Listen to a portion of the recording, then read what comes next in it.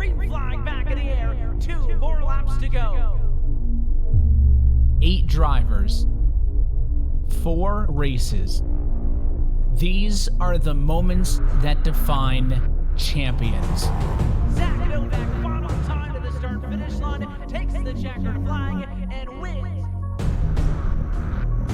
Who will reach the peak?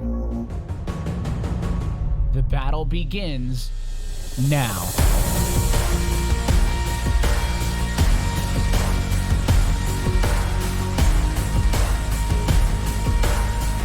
Let's go playoff racing!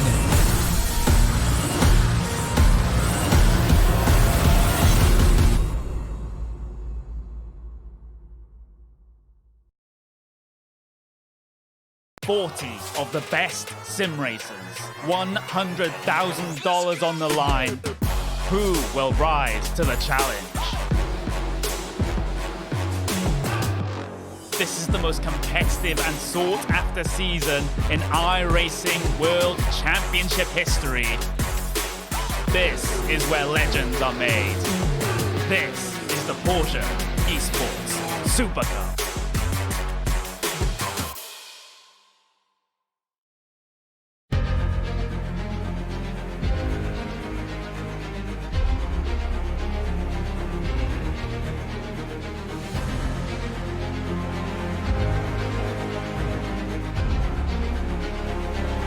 This is fantastic. This is GT racing right now. He's got traction, he's going around the outside of both of them! Maloney! Oh, he's taking Anderson. Anderson's up top here. Oh my god! Big crash! Oh my goodness, half the field's gonna get rolled! Second very close. These guys are want to make their way through the field very quickly. Oh, there we go! Oh no! That's massive! This is it! This is over! I can't believe this! Oh my god! God, what?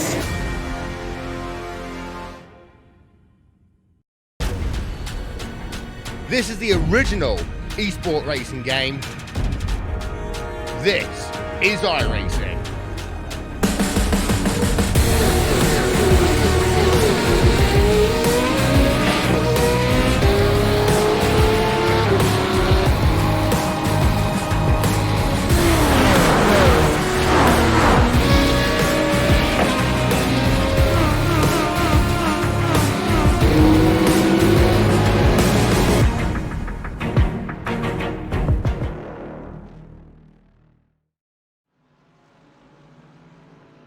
Welcome to the penultimate round of the Geodesic GoPro Championship, coming at you live here on the iRacing Esports Network and other platforms from Imola in Italy. Qualifying underway right now in this GT Championship. We've got once again our 2 categories of racing for GTE and GT3 machines. Qualifying for those faster cars has already been run. Right now, qualifying underway for the GT3 cars that make up our GTD Championship. I'm David Haynes, joining me as well, Jay Kennedy. Jay, good to have you.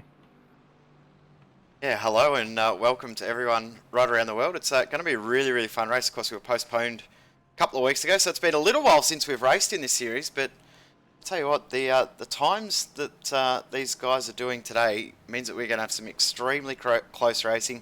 Some of our big names also not able to attend this week, which gives them an extra opportunity because they're going to have to miss the final round. They will now be able to attend the final round in 2 weeks' time, which will then tweak the championship a little bit. Means that we're going to have a really, really good final 2 rounds of this title.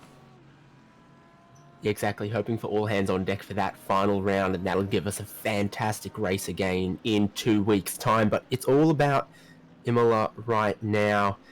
And I think we'll have a look at some of the championship standings and see where we are right now with 2 races to go in this championship. And in the GTLM standings, Robert L. Harris has a pretty comfortable little gap over Tyson Meyer in 2nd place and Enzo Johansson in 3rd place there. Then very close between 3rd and 4th. Simon Avatal could certainly have the ability to jump up from 4th there. Andrew Caron, Trevor Clement, Marcus Deck and Jonathan Brault, the remainder of the top 8 there in GTLM. Yeah, it's a pretty tight championship, and drop weeks as well is really going to play a big factor. Tyson Meyer as well put it on pole here, and Robert L. Harris, who's leading the championship, is back in third. So this could really play a big part in how this championship plays out. And we'll go now and have a look at the pole lap in the GTLM class, because it was actually a very, very good lap, and it come right at the end of the qualifying run too for Tyson Meyer. And we'll jump on board and have a look at this lap. The lap time of 1:38.388. So managed to pip Andrew Carron, who had pole for pretty much the entirety of that 10-minute session. Pipped him at literally the last minute. The drivers were called for their final lap, and he crossed the line just to get that lap in, as my dog decides to have a bark in the background. Let's try that again, because we actually got the end of the lap. So we'll go try and look at the start of this lap from Tyson Meyer, and as you rightly pointed out, checkered flag was already in the air, time was elapsed, and he was on that flying lap, which he's gone and finished to put himself on pole in GTLM.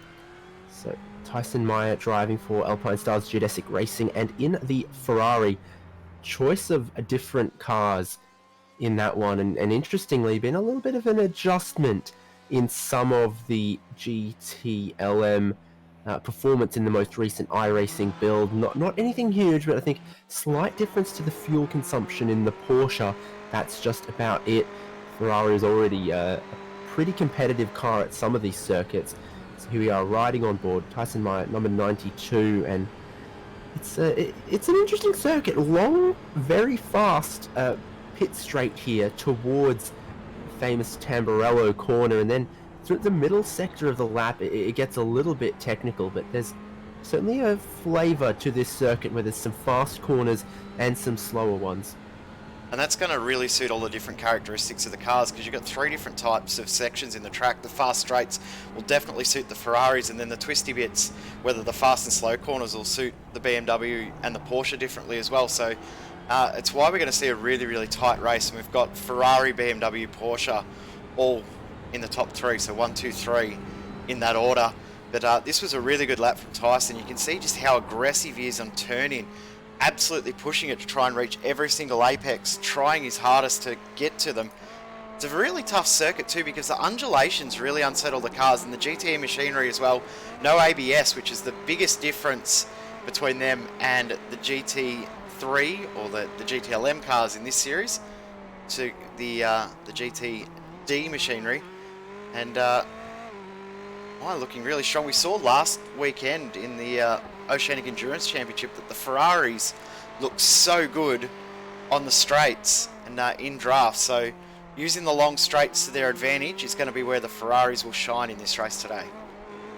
Yeah, and I can't help but see how much of the AstroTurf on the exit of some of these corners Tyson Meyer has used. You can use that around here at Imola, as long as you don't extend too far beyond it. It's not massively grippy, so you've got to be careful with the balance of the car out there, that you don't end up spinning if you're going to go out there and use that. Tyson Meyer has obviously been very, very careful with how much steering input he has out there, and that was his pole lap, was a 1:38.387, which put him about 2/10 clear of Andrew Carron, one of the drivers, I think, using a BMW typically, and then Robert L. Harris in third with the Porsche 911 RSR. So each manufacturer having a little bit of a showing in the top 3 here in GTLM. So certainly in the race, it could be anyone's game and any car's game in that as well. We'll have a look now, I think, though, at the pole lap in GTD, because Ferris Stanley has grabbed that one. Yeah, Ferris Stanley has grabbed that one. We've got the standings on screen, but we'll go to the lap first, and we'll come back to the standings in that class in just a minute, and probably gone onto this lap a little early. But Ferris Stanley done a really good job, and over the recent past, he's got quicker in this series. He's found himself a little bit more comfortable in this series as it's gone on. Towards the start of the series, had a little bit of a lackluster start, but he's coming good towards the end, and sitting third in the championship as well. This pole will definitely put him in good stead for the remainder of this championship with 2 rounds to go. Yeah, no doubt. Here he is out the final corner, and of course, your qualifying lap starts out that final corner of the previous lap, how much speed you can carry across, because the start finish line's about there, and then the momentum that you've got out of that final corner will matter a lot for the time and the long run down into turn 1. So Ferris Stanley spots his braking zone, diamonds it off a little bit, and then how much does he take out of some of these curbs, because there's some nasty little sausage curbs on the inside of the first 3 apexes there. Keeps just inside of them, and again uses all the AstroTurf on the exit as he heads towards Villeneuve, then up towards Tosa here. The Audi seems pretty stable across all of the curbs here, and Ferris Stanley in qualifying trim also looks like he can really throw the car in and then trust it to stick as he tracks out towards the exit. You saw on the outlap how much he was throwing it over the curb, so probably testing how much curb he could use. And noticed as well, the Audi probably handles the curbs a little bit better than the Mercedes, so we might see the Audi a little bit more airborne than we will the Mercedes, but the gap between pole and second is 1/100 of a second, so the GTDs are definitely going to put on a good show, because that is incredibly close. I think that's the closest we've had for a pole lap and second place in this series so far, so great to see how close this championship is for this race. Indeed, and it just goes to show why Ferris Stanley is jumping across all of these curbs, because every 100th of a second has mattered in his pursuit of pole position here. Again, you're going to see through the last couple of corners how much of that he uses out there on the AstroTurf, but just keeping it within the legal confines of the circuit to not get an off track and invalidate his lap time. Takes the shortest run to the checkered flag right there, and that was good enough for a 1 minute 40.692. Big thanks to Building Optimization Systems as well for their support of this championship. We will look now, though, at the GTD Championship standings. Lockwood leading, but we were just talking before we come on air that he's missing this round, of course, off doing something a little bit more real than sim racing. Yeah, racing in the Battery Tender Global MX5 Cup Series at Laguna Seca this weekend, I do believe. And I mean, given the choice, can you really blame him? But he was always a very interesting and strong presence in the GTD field. Yeah, and the GTD Championship is actually pretty close in that midfield too. Of course, Lockwood's going to basically lose 50 points to someone in this race. If it's Stanley, well, that puts him 13 points behind. But if John Miller takes the win, who's the second place car, as we said, by 100th of a second, he'll take the lead of the championship with 1 round to go. This championship is going to be so close in a couple of weeks' time when we decide it. What is it, 2 weeks' time? I cannot wait for that final round. It's going to be absolutely epic. As you rightly point out, that's shaping up to be quite a close battle for that championship in GTD, and will no doubt come down to that final race, which I think is what we all want to see. That'll be very, very entertaining. Definitely will. We'll go to the Gentlemen's Championship now, which is for the cleanest driver in the championship standings, and John Miller is well and truly out in front in that championship, so he's looking very, very strong, looking good. So he's just needs another good race here, and he's probably wrapped up that championship because of how many incident points you get, or the most you can get, I should say, to get disqualified will actually be a big enough gap for John Miller to take the championship. So he could seal the gentleman's title in this race today. We're going to take a very, very quick break at the moment, though. When we come back, we'll get green flag action here on the iRacing Esports Network. This is the Geodesic GoPro Championship. iRacing, you wanted the best, you got them 4 abreast. Often imitated, never duplicated. The greatest show on dirt, the World of Outlaws.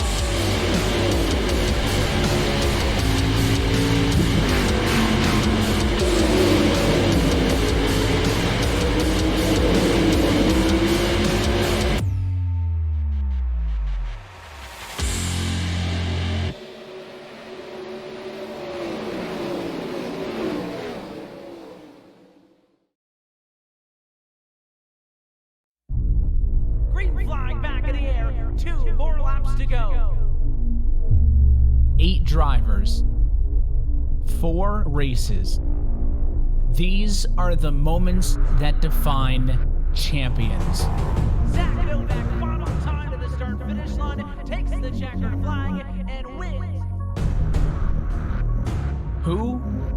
reach the peak. The battle begins now.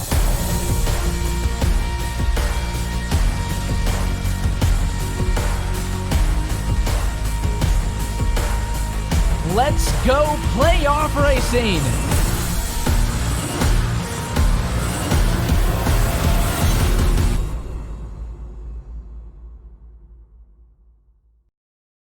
"40 of the best sim racers, $100,000 on the line.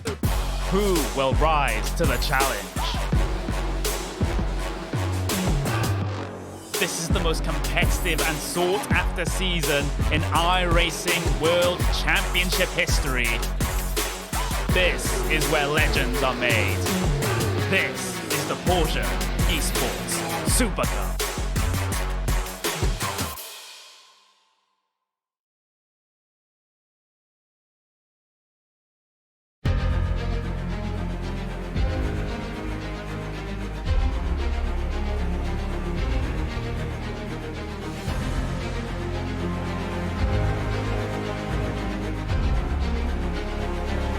This is fantastic. This is GT racing right now. He's got traction, he's got rid of the outside of both of them! Maloney! Oh, he's taken Anderson. Anderson's up to Oh my god! Big crash. Oh my goodness, half the field's going to get rolled. This is very close. These guys are want to make their way through the field very quickly. Oh, there we go! Oh no! That's massive! This is it! This is over! I can't believe this! Oh my god! God, what?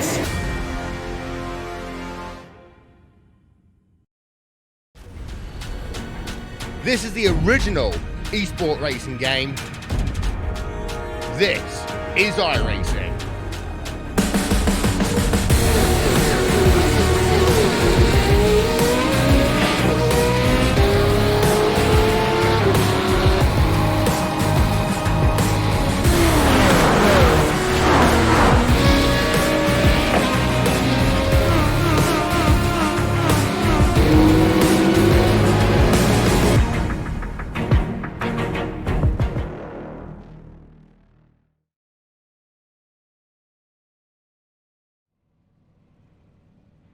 Welcome back. We're getting ready to go racing.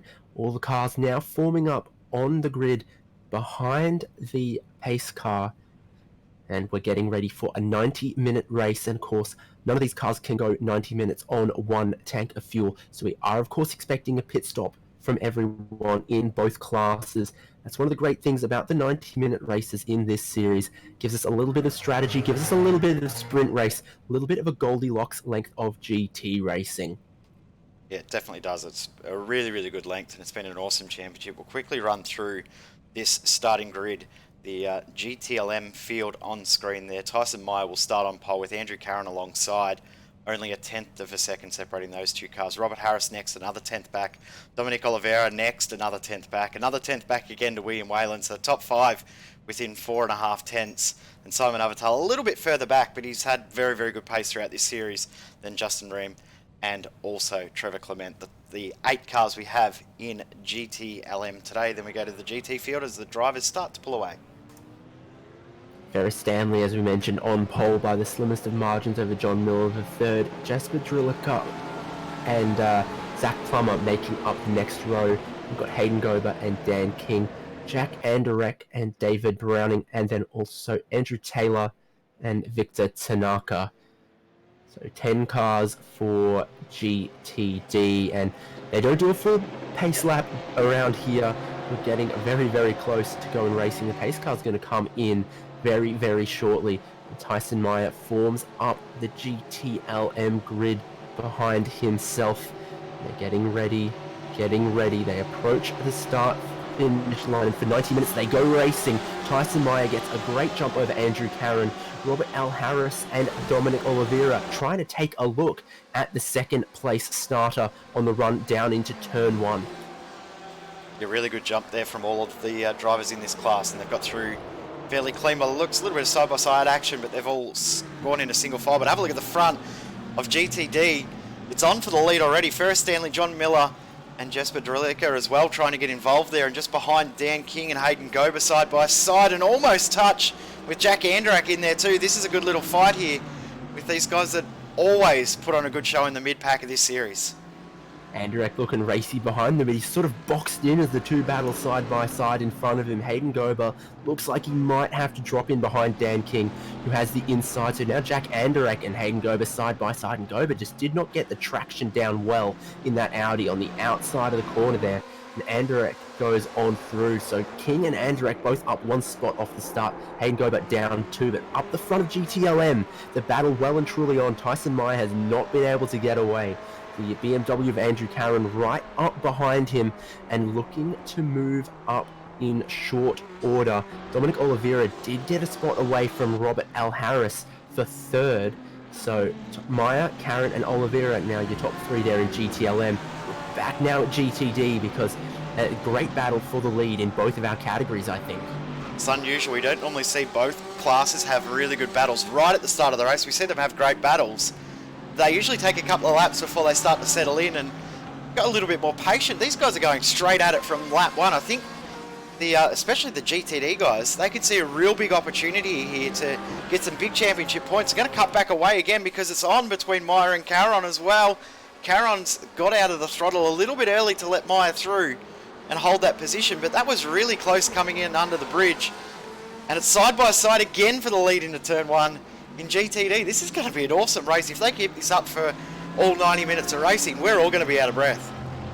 Just like lap 1, Ferris Stanley has to defend the inside for Tamburello, and Miller now going to be side by side coming into the chicane here. Can't get it done, but what he's going to try and do is cross it back, but he gets on the grass. He has a big slide. He loses at least one spot, but then parks it in front of Zach Plummer, who had nowhere to go there to not cause an accident. So John Miller maybe bouncing a bit too far over the curbs, got a little bit out of shape through the chicane back there, and his charge for the lead, at least temporarily brought to a halt, is now going to fall on Jesper Drilica to try and harry Ferris Stanley. Building Optimization Replays, our replay partner here, and it will show what happened there. Just car goes a little bit too far to the left, and I think that some of that has to come down to maybe the car had bottomed out and didn't turn back to the right over the curves. We'll see a different angle of it, Jay. Yeah, have a look on board here. Possibly right. I actually oversteered the whole way through, and he had to get out of the throttle to make sure that the car didn't loop around. So, good save for John Miller on these little bit cooler tyres. Of course, fairly cool track conditions out there, so means that the drivers have to do a little bit more work to get a bit of heat into the tyres. So, Miller will be looking to redeem himself from that whoopsie early on.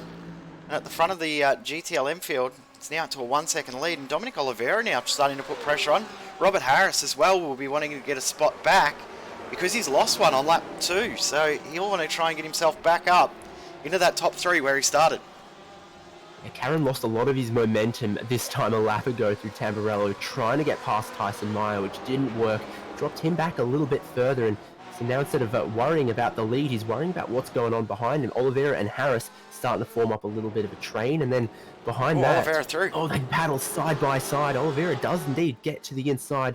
They're going to drag race up the hill. You sense the momentum is just with Caron. He's going to have to go around the outside of the next corner. You have to be quite deep on the brakes to get all the way around. They're still side by side. Oliveira gives him just enough room. The momentum slots back with Caron, but this is helping Meyer get away this 3-car battle for second place. And we saw that the entire rest of the GTLM field involved in a great battle themselves. Don't go too far out wide there. There can be a slowdown in that section of Aqua Minerale if you push out too wide. I think these guys have all managed to avoid that, but only by maybe half a car width or so. If you go too much further than where we saw them there, you will pick up a little bit of a slowdown penalty, and that is a race killer almost if you're this tightly in a pack.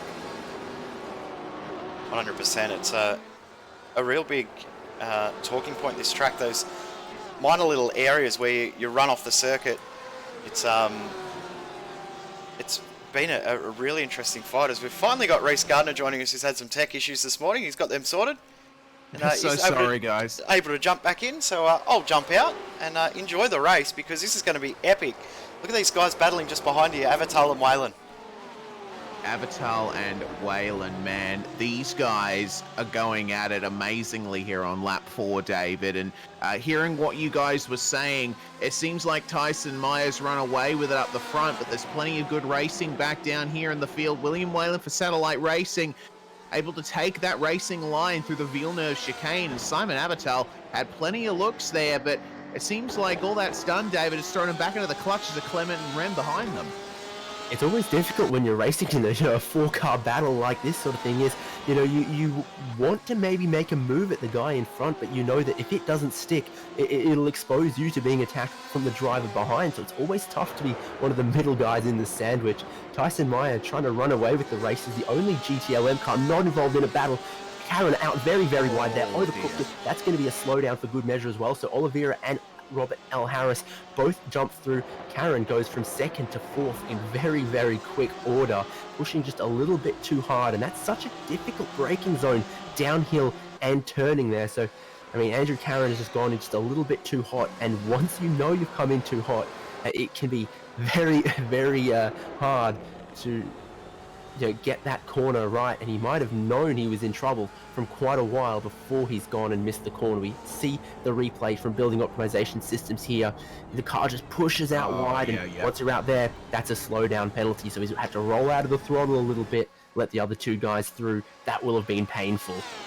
Yeah, that is a shame for Karen, but that is one of the things you got to be wary of here at Imola. It's got a couple of locations around the circuit where you slow down through a bunch of corners. There's no clear sort of braking zone for the whole section, so that was one of them.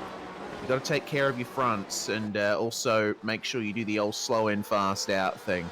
It seems it's worked out well for plenty of guys so far. Dominic Olivier and Robert Harris battling now through Tosa.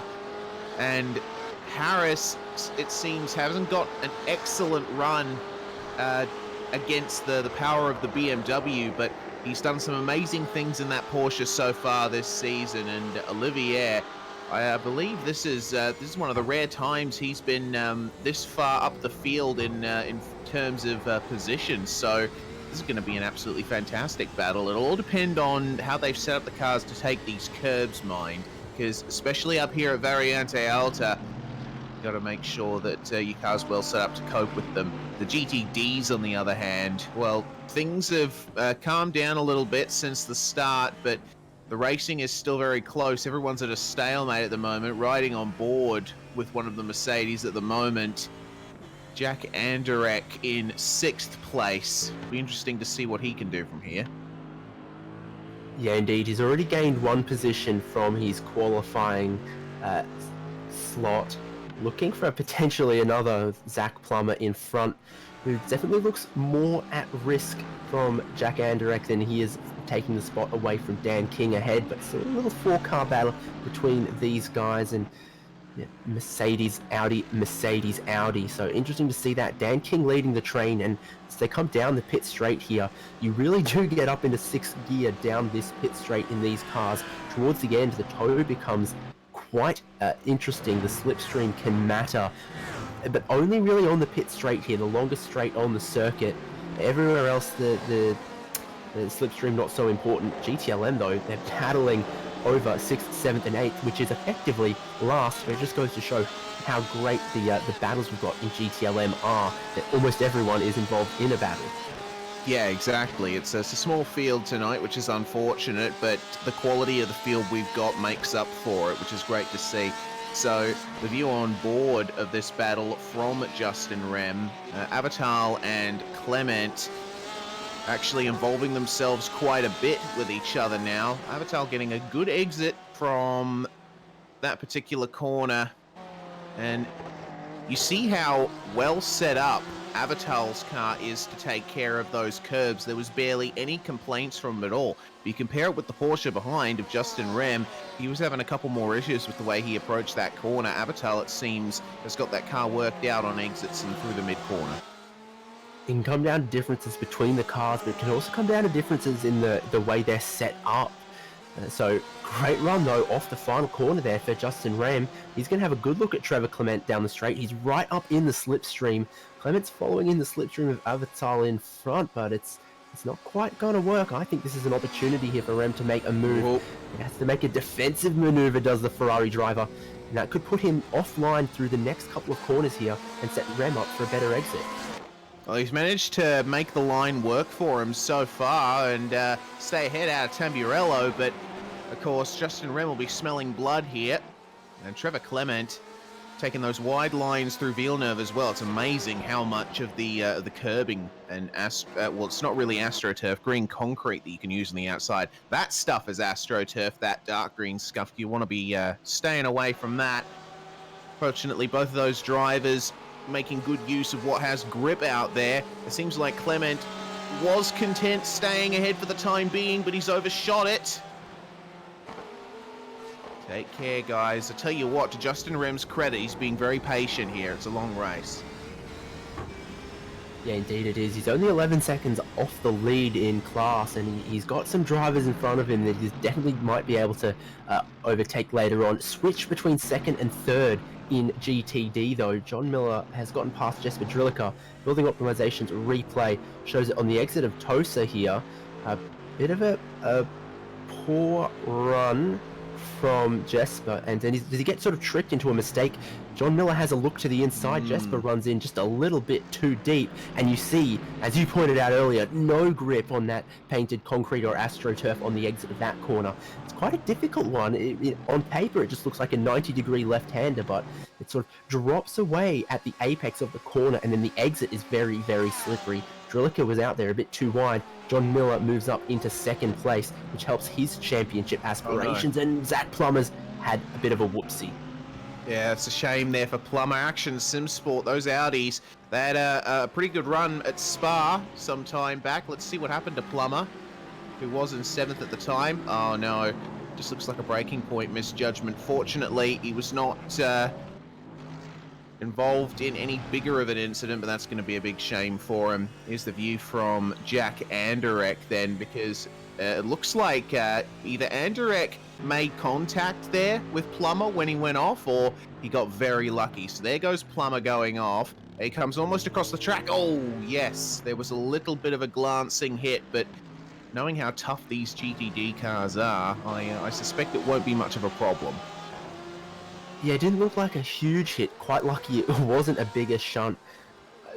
Honestly, you got to praise Zach Plummer in that one, because when he realized he was in far too deep, he's turned onto the grass, which has then spun him instead of just plowing into the driver in front, which it would have been so easy to do. So it could have been worse for Zach Plummer there. And I think once he realized his goose was cooked on that one, he's done the right thing.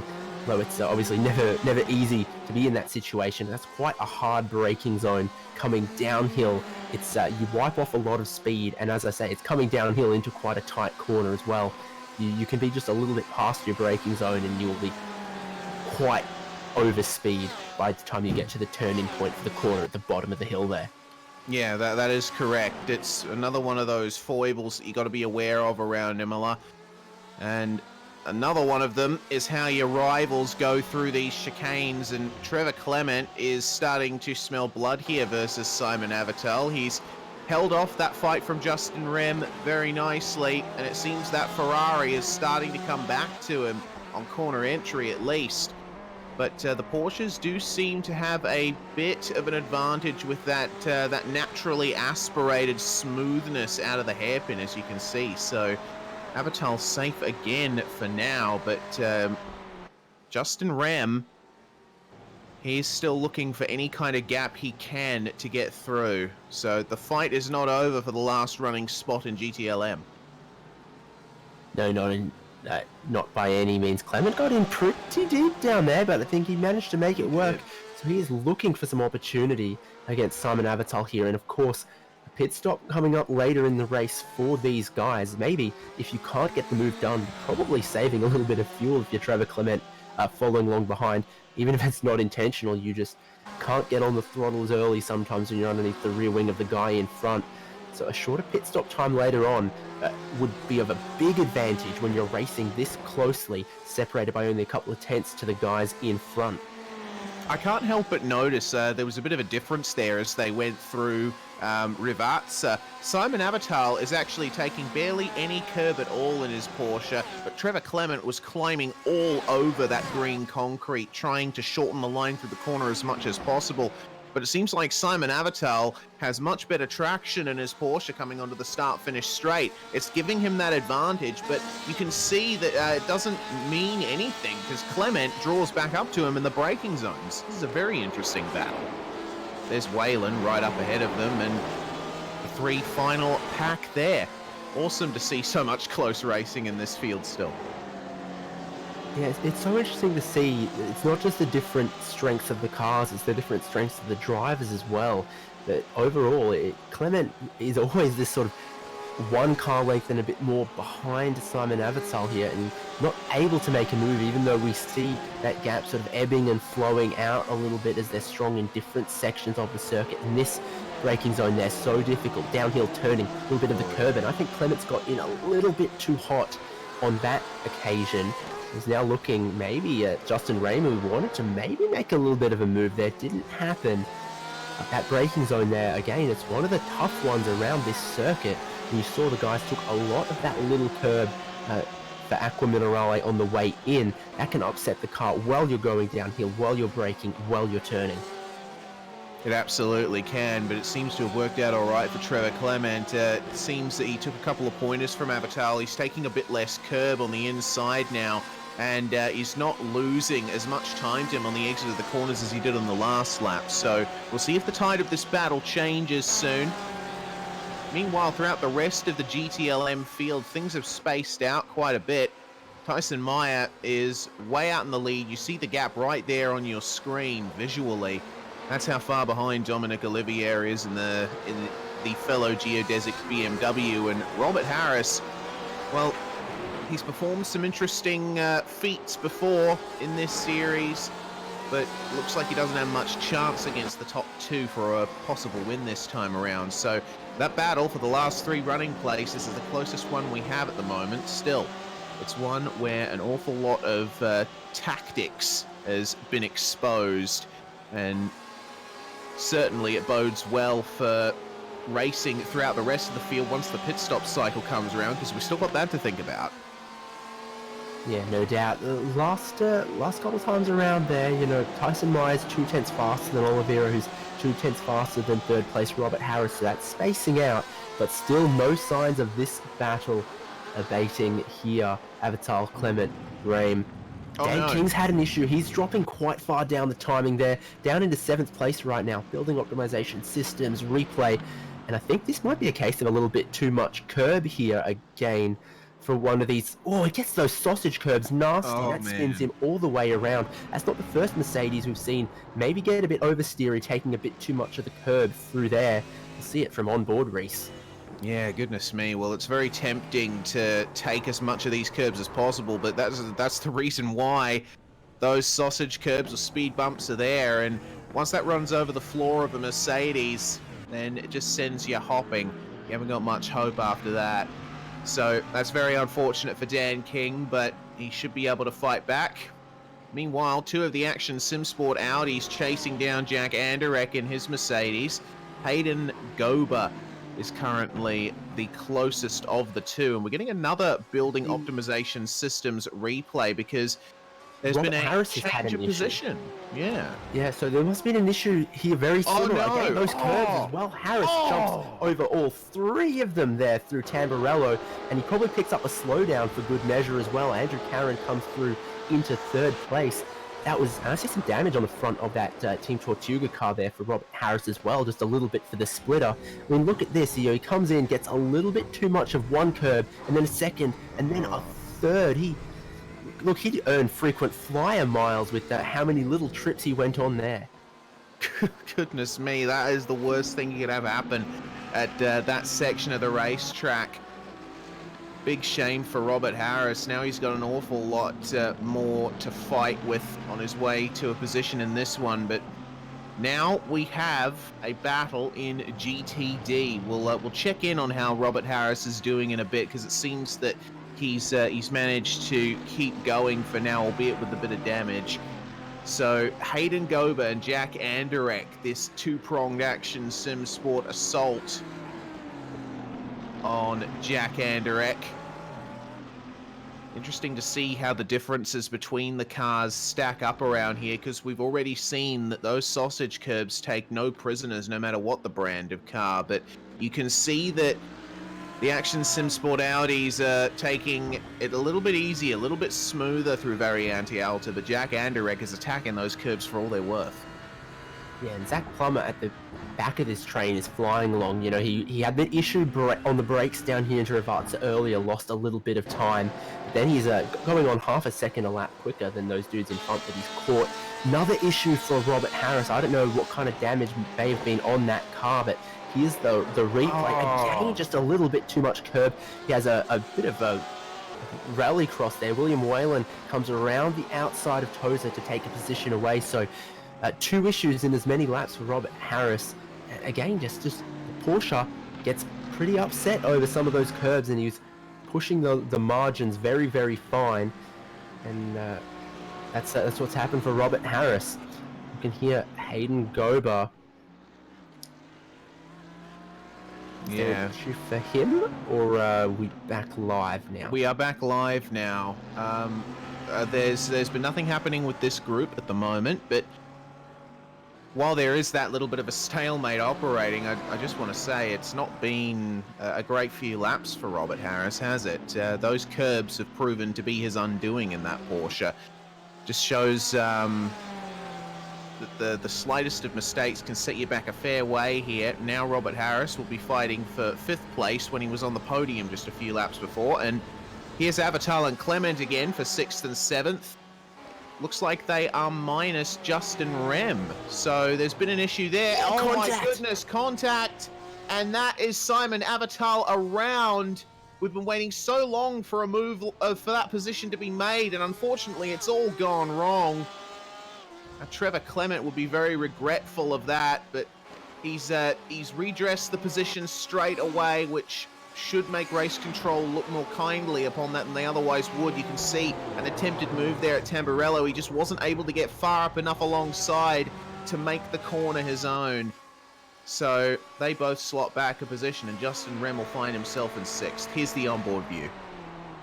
Yeah, that's from a long, long way back, and you can see it's pretty much nose to tail contact there. Not a lot of overlap. Unfortunately, that's a little bit clumsy from Clement, as we've seen, 2 or 3 angles of it now. Well, that's the problem with Tamburello, the approach to it. It's on a bit of a curve because you've got that kink before the braking, before the actual turn-in point for the chicane in the middle of the braking zone. So it can be a bit misleading if you're trying to make a move on the inside. You might think that your opponent is staying wide when really they're just getting ready to turn in for the chicane proper. So unfortunately, I think that might have caught out Trevor Clement. Either that or he's made a big misjudgment. And speaking of which, there's been a decision from race control's end. They've been lenient. No further action, but it has been noted. Interesting there. To this battle, though, in GTD over 4th, 5th, and 6th, Jack Anderek still leads 2 Action Audis, and we saw at Watkins Glen, I think it was, a little bit of team orders from these guys. Now, I wonder if it's still too early in the race for that or not, but it's starting to look like Gober is holding up Plummer and hurting his opportunity to take an attack at Jack Anderek. I mean, Gober's not quite as close to Anderek as he was before, and we're riding on board Zach Plummer, who qualified higher, has raced a little bit quicker, if not for that little spin that he had that then put him back behind Gober. So he has a good run towards turn 1 here, and he's going to look to the inside, and I think it's going to be made pretty easy for him. Gober rolls out of the throttle, Plummer gets ahead and onto the racing line, and will have an opportunity here to lead that 2-car attack on Jack Anderek. Yeah, they have lost a bit more time to him through doing that, but with Plummer at the head of that, they should be able to get back up to him in due course. Meanwhile, Robert Harris is having major trouble here. He's over 8 tenths off the pace. Actually, even more than that. So I think he is just in survival mode at the moment. Meanwhile, Tyson Meyer has the opposite issue. He's got a completely clean car, more or less, and he's doing very well at the moment. Harris pitting. Presumably, he'll be spending a bit of extra time there. The several trips he's made across some of those curves will not have been good for the under tray of the car either. And we saw that you can see on the front and on the rear of the car there's a little bit of damage. So we'll see what he ends up getting done in the pit lane there. It's still too early for that car to be able to fuel and get to the end, I would think. It'd be absolutely knife edge. Probably not going to see anyone else pit before the top of the hour, and most of them will try and go until maybe there's 35 or 30 minutes left. We'll look to GTD though. No signs of pitting for this battle here, where Plummer, after getting released by his teammate, is now having a look at Jack Anderek for 4th place. He's pretty close, maybe not close enough yet this time, but he's definitely right in the slipstream, going to start putting the pressure on 4th place. And that Mercedes, who runs a tiny bit wide through the first apex of Tamburello, but I tell you what, that's a better call than cutting it too fine and jumping across one of those curves. That we've definitely learnt.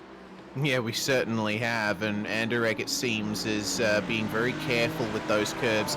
It's making him do well on the exits in terms of traction, and he's really lunging into those corners, just staying ahead there of Zach Plummer. But you can see why the switch was made between the action cars, because Plummer is really making inroads into Anderek now, and if he unsettles him, then that's going to be a chance for Hayden Gober to get through as well, and Action Sim Sport will be able to support their teammate Ferris Stanley right up the front. Looking backwards from the Mercedes, and Plummer was quite close in that braking zone there, but not really an overtaking maneuver there because of the way that the track curves. It's really one line towards Aqua Minerale. I think the pressure is really going to be out the final corner. Plummer can get good run there, follow in the slipstream, and then try and overtake into turn 1. And again, Anderek gets wanting for an apex and not getting it through either of them in Rivazza. This is so close for Plummer. He's got a good run. There's got to be about half a car length in it and closing. Cross the line. What's the margin going to be? Just about nothing. Can Plummer get to the inside, Reese? Oh, he might. There's just leaving a car width there is Anderek. That's the closest racing I've seen down the start-finish straight here, but Plummer has been able to get ahead. Takes a little bit of a sausage curb clip, but he's gotten ahead for now.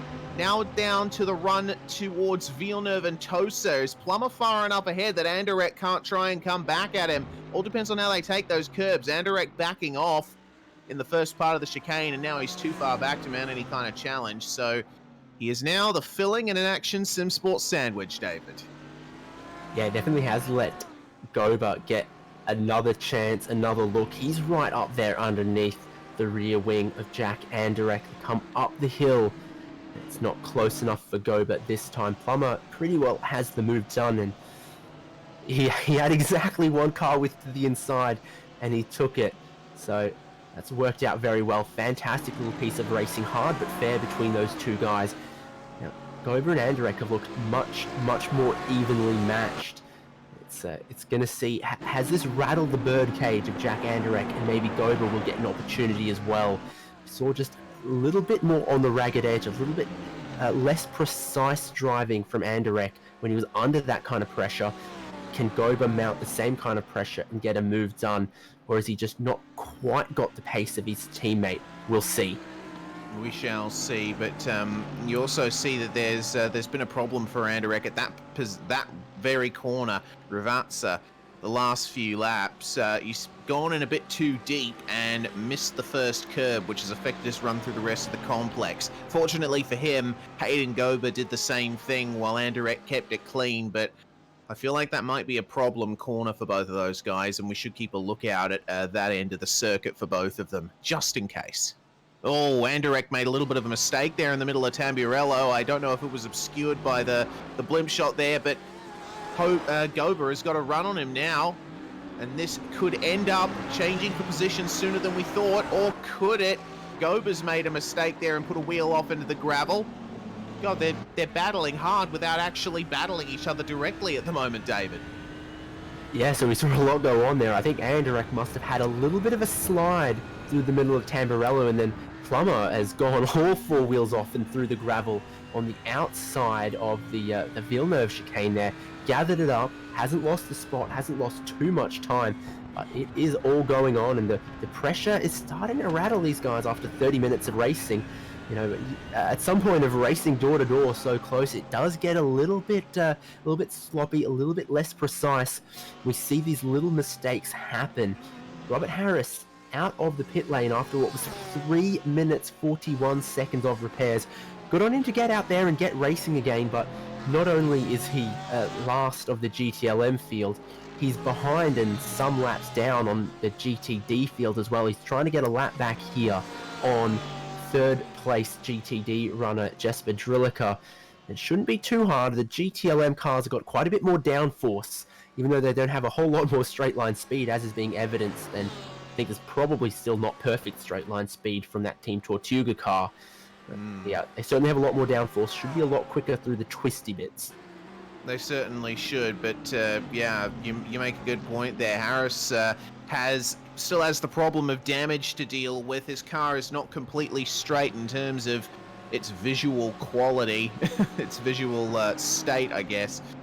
So he'll have a bit of a rough time further on, but these guys still battling very hard, Anderek and Gober, for top 5 in GTD, and with Jesper Drilica up ahead of them, having to deal with Harris behind them, who's trying his best to make some inroads on the GTLMs. We might see Drilica, if he can't keep it clean through the next couple of laps, fall back into them. But these two finding incredibly hard right now, and Anderek, you can see, is starting to struggle slightly with his car. A little bit too much whoopsie sideways action, I think you could say. You definitely could say that, and I'm definitely tempted to use it more as well. One of the things we really get in these 90-minute races, though, is drivers need to start thinking a little bit about tyre life, because it's almost always just a splash of fuel at the pit stop, because we're and no tyres. So the set of tyres going 90 minutes on some of these GTD cars, it really stretches the life of the tyres, and they need to think about it. If Anderek is having these slides here, there, and all over the place to only a little bit over 30 minutes of racing, goodness knows what that thing's going to look like towards the end of the race. That's sort of one of the really interesting things we get out of this race length, is it's not an out sprint, but it's pretty close to it, and there's no the strategy from everyone is always fuel no tires at the stop, because they're only taking about half a tank of fuel in a race like this. It just does mean that the tires have to get stretched out there, and they're already looking a little bit worn for Anderek. Whoa, 35 degrees Celsius as we all take a sharp intake of breath, because Anderek comes under pressure from Goda there. Yeah, but good point about the track temperature, 35 degrees, it's clear skies as well, so a lot of virtual UV hitting the surface of the tarmac there, which will be hitting the track up, making it slightly slippery. Anderek might have been counting on a cooler track with his setup, and he's really on the defensive now versus Hayden Gober in the Audi. Almost an off track, almost a slowdown out of that corner. It's one of those places around this circuit where you got to be super careful. It won't be a pass here because it's difficult to make a move work into Variante Alta, but unfortunately Gober has not been able to get the throttle down out of Alta, so into Ravazza he won't have much of a chance. That is still something that Anderek has in his advantage in that Mercedes, is the punch out of the corners and being able to get that power down when it suits him. Yeah, indeed, and the AstroTurf towards the exit of that chicane back up there, so tough. If you haven't got the throttle down before you got onto it, there's no grip out there. That might have been what happened for Gober. Gets a good run out of Ravazza, I think, but not as close as he was earlier on the last lap when he was right up on the exit of Toaster and that section of the lap. And then through Tamburello here, you've really got to think about your line through there, because some of these guys maybe come in a little bit too hot towards the first apex and compromises them getting the power down through the second and third apex of the corner. Anderek a little bit wide of the apex there in Villeneuve sets him up well to maybe take a late apex through Tosa here, which is I think what he's done. He's right back in the hunt again. He's going to have to put the pressure, sustain it, and carry through if he's going to take that position away. So we've been talking about these guys battling for quite a few laps now.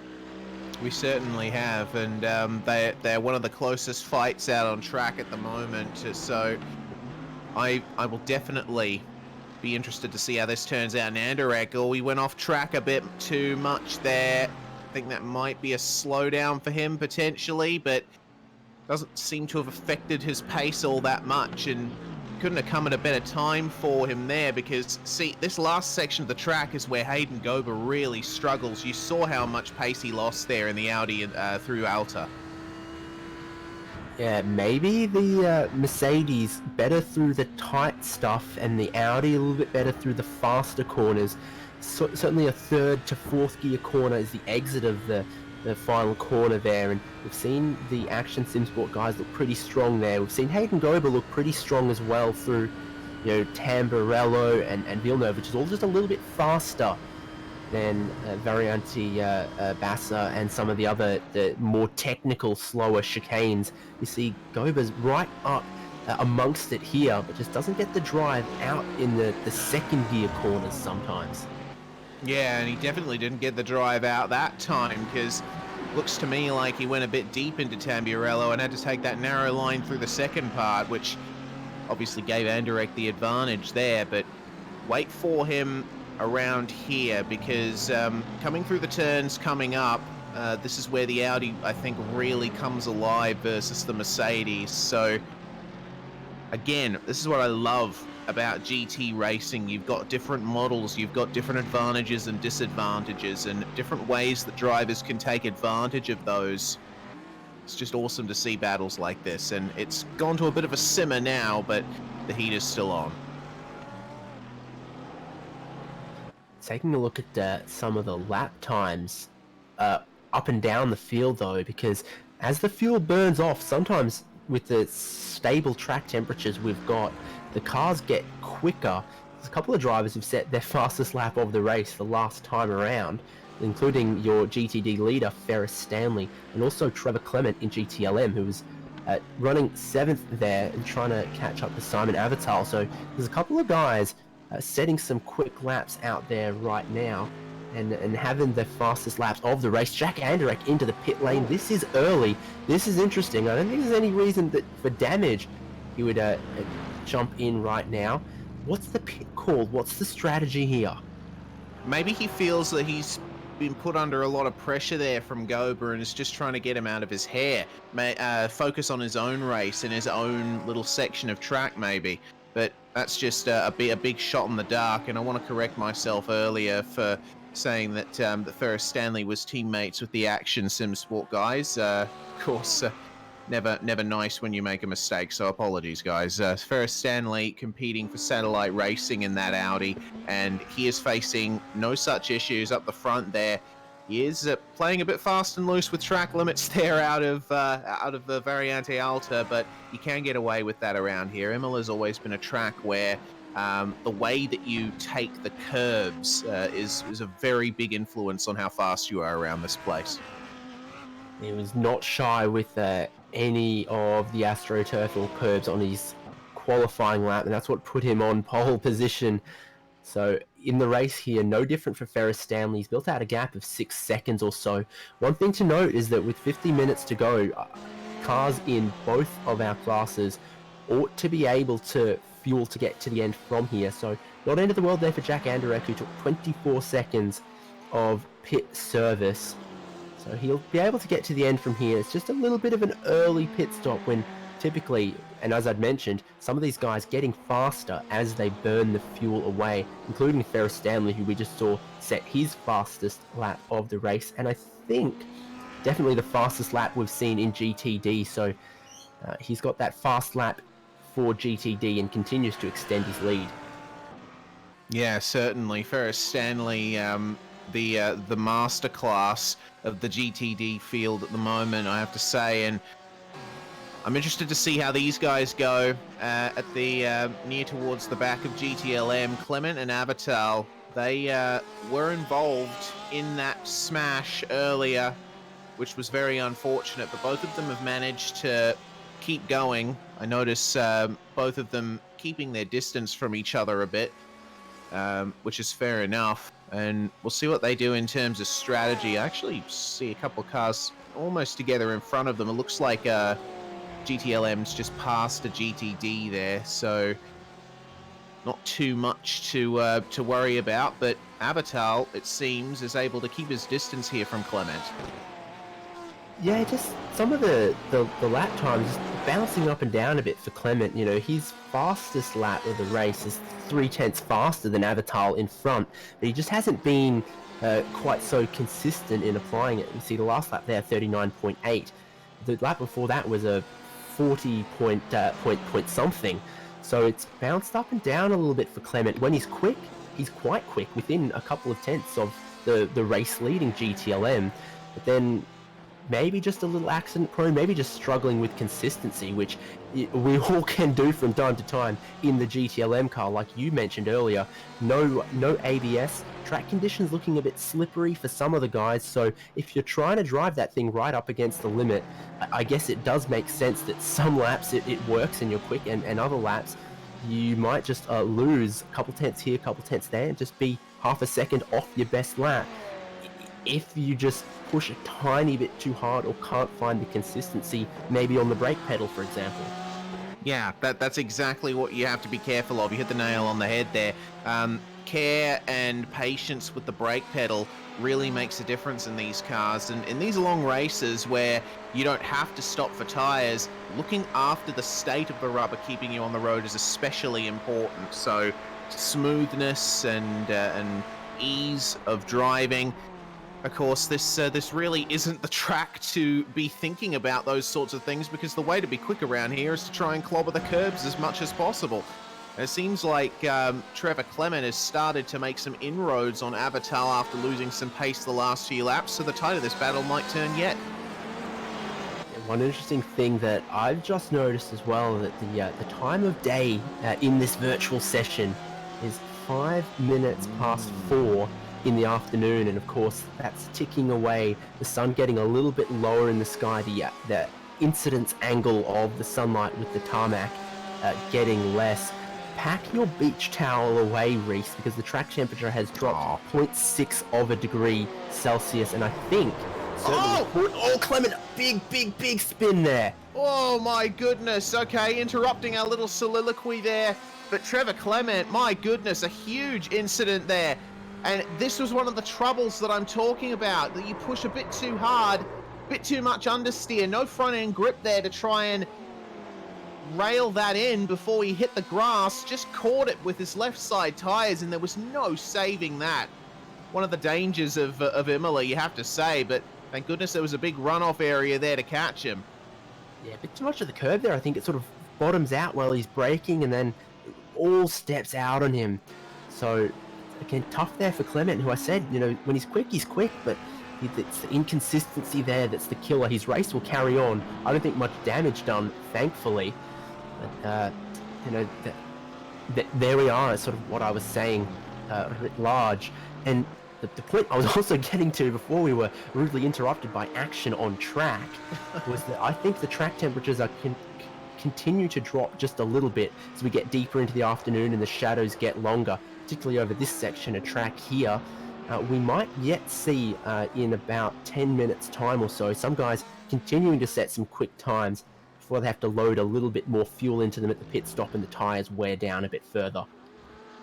Yeah, good point. I think we can expect that as well, because that's always the thing you got to consider, the actual amount of UV and the amount of heat being generated by the track. It is going to change quite a bit as the sun continues to go further down in the sky.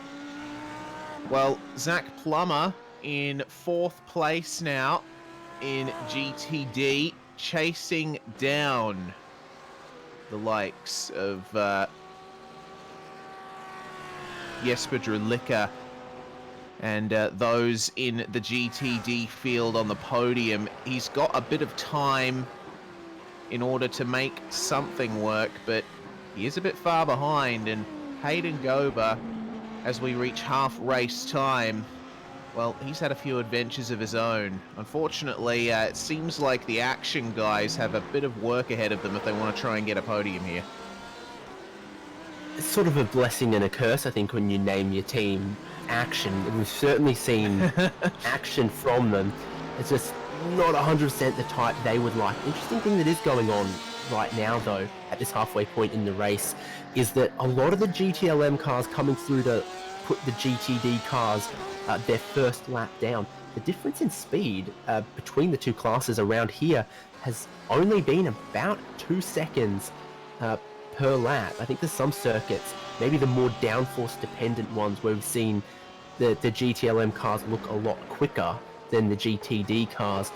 So we definitely see here William Whalen's got Andrew Caron in front, who has to negotiate his way past one of the GTD cars of Dan King.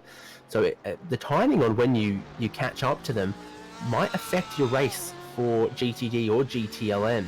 Certainly Dan King looked very polite there to Andrew Caron and has William Whalen behind, because it sort of helped out that the traffic isn't too thick with the class numbers that we've got. Certainly if it was a lot more, and it could interfere with some battles. Be interesting to see. Whalen, I think, will just get a good run off the final corner and won't be too hindered by having Dan King in front of him. In fact, he might get just a little bit of a tow. Just a little bit. Unfortunately, his progress hindered somewhat by the fact that he had to take the outside line there, basically, through what's effectively a long right-hander along Imola's start-finish straight. And you make an interesting point about how the pace difference is a lot smaller here. I reckon if it weren't for us using the current layout of Imola, I think things might be a little different, because the previous layout before this one that still had the Variante Bassa chicane, which is still there now, but only used for motorcycles. I reckon we might have seen a bit of a different race, because the GT-LMs very much like the twisty nature of what Imola used to be after the tragedies of 1994. Yeah, and it's especially fast corners as well, where I think that the speed difference is biggest between GTD and GTLM. We see they both sort of get the power down similarly off some of the corners. They both have pretty similar top speed. It really seems like it's the braking and the fast corners where the bigger diffusers, more aerodynamic bits of the GTLM cars helps them out. And memory serves from the times I've had a look at some balance of performance tables and such. I think the GTLM cars often work out 50 to 100 kilograms lighter than a GTD specification car. Yeah, right. That's a bit less of a difference than I was expecting. But in all honesty, but it makes complete sense. I just love the racing that it creates, because as you can see, Andrew Caron has to rely on the braking performance of his BMW there to get by the actionality of Hayden Gober. We do have another visitor to the pits, meanwhile, Dan King for Geodesic Racing. We'll see what he does in that stop. Repairs any of his damage? Unlikely, because it doesn't seem to have been affecting him all that much. He's running pretty comfortably there in 6th place, which is pretty well where he started on the grid as well. This gap has come down a bit for 3rd though, Jesper Drillica and Zach Plummer. Plummer having gotten through his teammate and then also gotten through on Jack Anderek, set his sights on a podium position potentially, and we're hearing averaging about a second a lap faster than Jesper Drillica at this point. It seems as we've gotten deeper into the race, the Audis might have been a bit kinder on their tyres than the Mercedes have. We've seen the other Mercedes cars jump into the pit lane early of Dan King and Jack Anderek, and a long stop for King there. Either he's picked up a speeding penalty or he took a new set of tyres. Didn't have my eye on the stop, but he's come out behind Jack Anderek, who pitted earlier. 35 seconds in the pit box for Dan King. You see it on your screen there. And that's a little bit of a long stop. I don't know if he decided he needed a set of tyres if they were hurting that bad. Yeah, well, that's always a possibility. I mean, King, I think, knows that he's out of contention for the win as we take a look at Andrew Caron making his way past Zach Plummer here. But maybe Dan is just deciding to put some fresh boots on it and see if he can make up any time. I think at this point you'd much rather have a car that's comfortable to drive than one which may be fast at times, but is a bit of a death trap.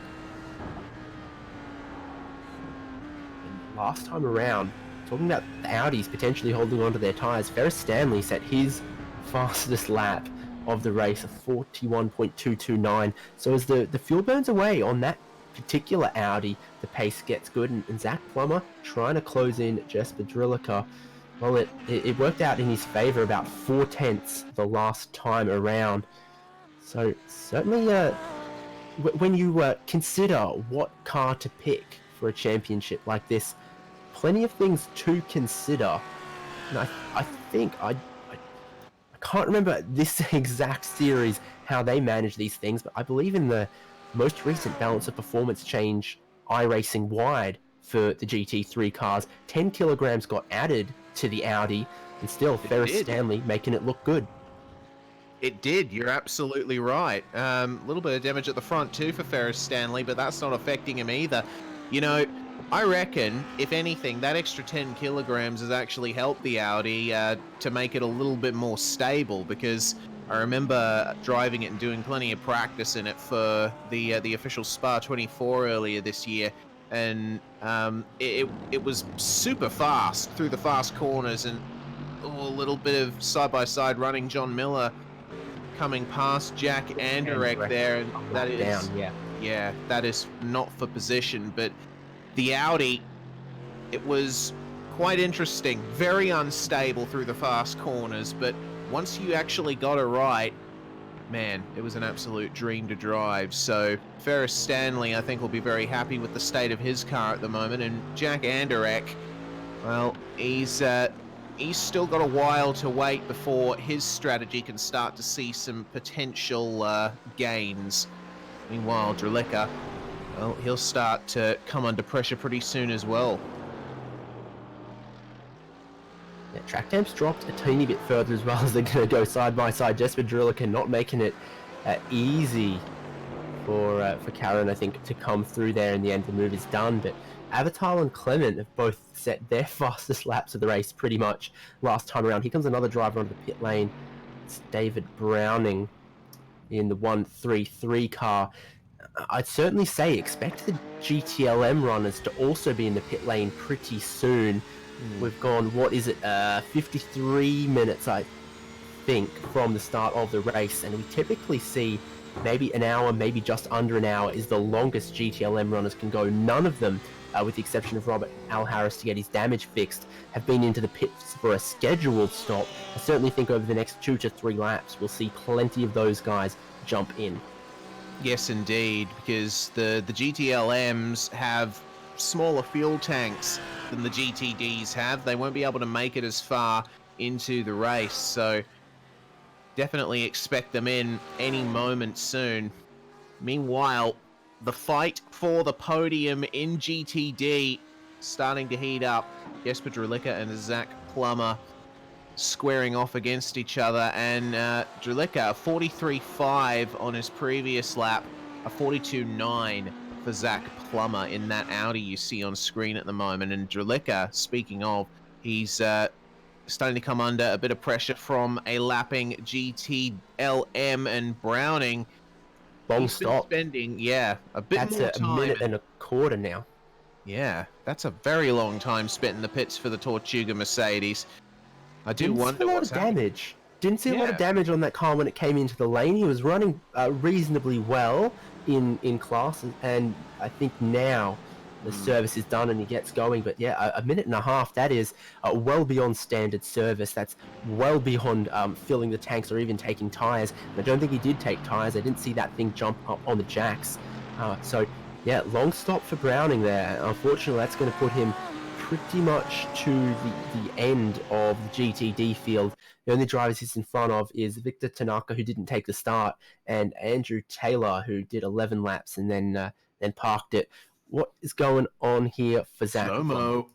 It's slow-mo time, David, thanks to building optimization systems. This is how the Action SimSport Audi takes Variante Alta, and a bit of a slide was told on the exit of this corner. Bit of over-rotation on throttle application, but manages to keep that forward momentum going. Nice car control there from Zach Plummer. Yeah, not the fastest way through there, and we're saying that was one of the places that it looked like the Audi struggled a little bit compared to the Mercedes. This gap for third stabilized just a little bit. Maybe Jesper has realized and put the hammer down a tiny bit. I tell you what, we said earlier in the race, maybe Plummer was the stronger of the two Action drivers compared to Hayden Gober, but Gober has had a new lease of life and picked it back up. Gober was faster than both Drilica and Plummer the last time around, and he's coming on strong in the back half of the race. You're absolutely right there. 42.6 from Gober, 42.9 from Plummer, 42.8 again from Jesper Drilica. So look out for Hayden Gober, goodness me. I think that low fuel is working out pretty well for him at the moment. There's always that, well, I mean, not always, but there's sometimes that that phase when you're in the middle, near the end of your stint, when you still haven't got much fuel off the car, the tires are up to temperature, you might be pushing a bit too hard, and the car exhibits some wayward behavior, and it's difficult to get into a rhythm and get out of that. So I don't know, just speculation from me, but maybe Gober was suffering from that and he's past it. Yeah, I mean, it certainly happens that you just come alive a little bit deeper in the race. You can see that gap there that was 3.7 seconds a lap ago, now 2.6. So Plummer, well, so it bounces around a little bit, but nonetheless, the last lap or so, Plummer's taken a teeny bit more out of Drilica, and of course, that matters a lot as we get towards these pit stops. I don't know who will have a shorter pit stop, but if you're there or thereabouts, there's absolutely the possibility that if you have a slightly shorter fuel fill, you can grab a spot away. Sorry to interrupt with my exertions, but Drilica just hit one of the sausage curbs and had a little bit of a slide, so that's put him even further on the back foot. He's lost a bit of pace, having to recover from that. Building optimization systems replay. Once again, this happened at Villeneuve, so he goes in pretty nicely, but just takes a bit too much, and slight tank slapper on the exit, so starting to come under pressure is Jesper. Yeah, certainly. We'll see what the live gap is shortly, but you really don't need the number on screen when you can look and see what the gap is. Yeah, he had 2-3 takes at saving that. And it just would have cost him quite a bit of the run off that corner. Thankfully, it's a short run to Tosa. But from second place, Dominic Oliveira is in the lane in GTLM. The first of our GTLM runners to blink for a regular pit stop. Tyson Meyer continues on in the lead, but we'll see who else from GTLM comes in. This is about when we'd expect them, getting to an hour into this race. Yes, indeed. So, with those first couple into the pits, we'll start to see more and more file in pretty soon. We stay on board with Zach Plummer as he chases down Jesper Drilica. It's a 43.5 for Jesper that time around, a 42.6 for Plummer. Just goes to show you how quickly that gap is falling. And Drilica, I think, is going to have to start being careful through these chicanes, because they've proven to almost be his undoing. Coming out of the pits then, Dominic Olivier in 7th place in the BMW. He's had a pretty good race, has Dominic. Pretty untroubled in 2nd behind Tyson Meyer. Let's see what he can do from here. Yeah, once the lead GTLM sort of all settled into their groove and started spreading out a little bit, it was a pretty reasonable sailing there for Dominic Olivier. So his pit stop time, 19.5 seconds or so, that's a sort of baseline. We'll see who around him there is a bit shorter or a bit longer in the box. From the lead, Tyson Meyer is in though. He's into the pit lane. See what he can do. This gap though, 3rd and 4th in GTLM. Getting very interesting indeed. And they've got that car of Justin Ram coming up behind them there as well. Oh, Andrew Caron just came into the pits himself, and my goodness, it was a spectacular entry. Got himself into the working lane pretty quickly. That's all I'll say. Watch this, David. Well, indeed, watch the replay, and yeah, ooh, that's something from Andrew Caron. I wouldn't be surprised if he'd come in just the pit lane just a little bit too hot there. We'll see a second angle of it. Man, I don't know. He was lucky to keep that thing out of a wall. No doubt that was interesting driving. Pit lane very, very busy right now because not only is he in the lane there, but so is Simon Avatal, Trevor Clement, Jesper Drilliker, and Zach Plummer. So that GTD battle jumps into the lane as well. Tyson Meyer, obviously pretty confident on his fuel numbers. He's gone slightly shorter, only 8.7 seconds of fuel. But Andrew Caron has been in his box now 34 seconds. I think he was speeding in pit lane on the way in, unfortunately. As good as it looked, rules are rules for the pit lane speed limit. Yeah, unfortunate. Andrew Caron, I guess, put his drifting experience to good use there on the way into the pits, but if you brake too late, you brake too late, right? Very unfortunate for him, but I don't think he will lose a huge amount out of that one. Meanwhile, Tyson Meyer in the Ferrari, going very nicely up the front. He's been untroubled so far. As you said, he looks pretty confident on his fuel numbers, and Olivier, his teammate, well, they're leading a bit of a distant two-pronged assault on this one for Geodesic Racing, because it seems like the rest of the field doesn't have much of an answer for them at the moment in terms of raw pace. Yeah, and we saw Drilliker and Plummer both pitted. It was a quicker stop from Drilliker, so that gap came out just a little bit. The GTD leader also in the lane, and Ferris Stanley, and Hayden Gobert goes into the lane one lap later than his teammate Zach Plummer. We've had just about everyone pit in the last 2 or so laps. So the strategy from everyone, go as long as possible on a full tank of fuel from the start, and just take that splash and no tyres necessary to get to the end. John Miller III is being scored in the lead of GTD right now, but you'd have to think he's in this time by, because he is the only car out on track that has not been into pit lane. You're absolutely right. We should expect him in any lap now. And he is carrying a bit of damage on the front of that one. John Miller, the season that he's had so far, he's had some good results, and a couple of occasions he's been able to challenge up the very top. But he'll have to take some different chances this time around as he comes in to take his stop. And coming out is Hayden Gober. And look where he's come out, behind his teammate. Oh, Trevor Clement, another issue. Under brakes at Tamburello.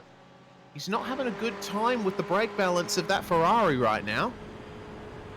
No, riding on board another building optimization systems replay, and we'll just see it sort of from his perspective. Was it 2 tyres on the grass on the outside as well, potentially? I think he was also just too late on the brakes. And my experience driving here is it can actually be hard to find the braking boards on the right-hand side there. I'm not sure if that had any bearing in it whatsoever, but you can see once there's too much speed in there, he tries to turn. Yeah, it sends him around there, so unfortunate little issue for him.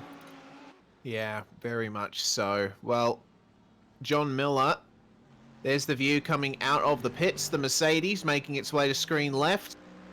And that stop for John Miller was 20.4 seconds. So not the slowest we've seen, but definitely the quickest out of what we've seen so far from the GTLMs, of the ones that have actually got representative times on my live timing. It's the race we look at now, 25 minutes to go. What can Plummer do?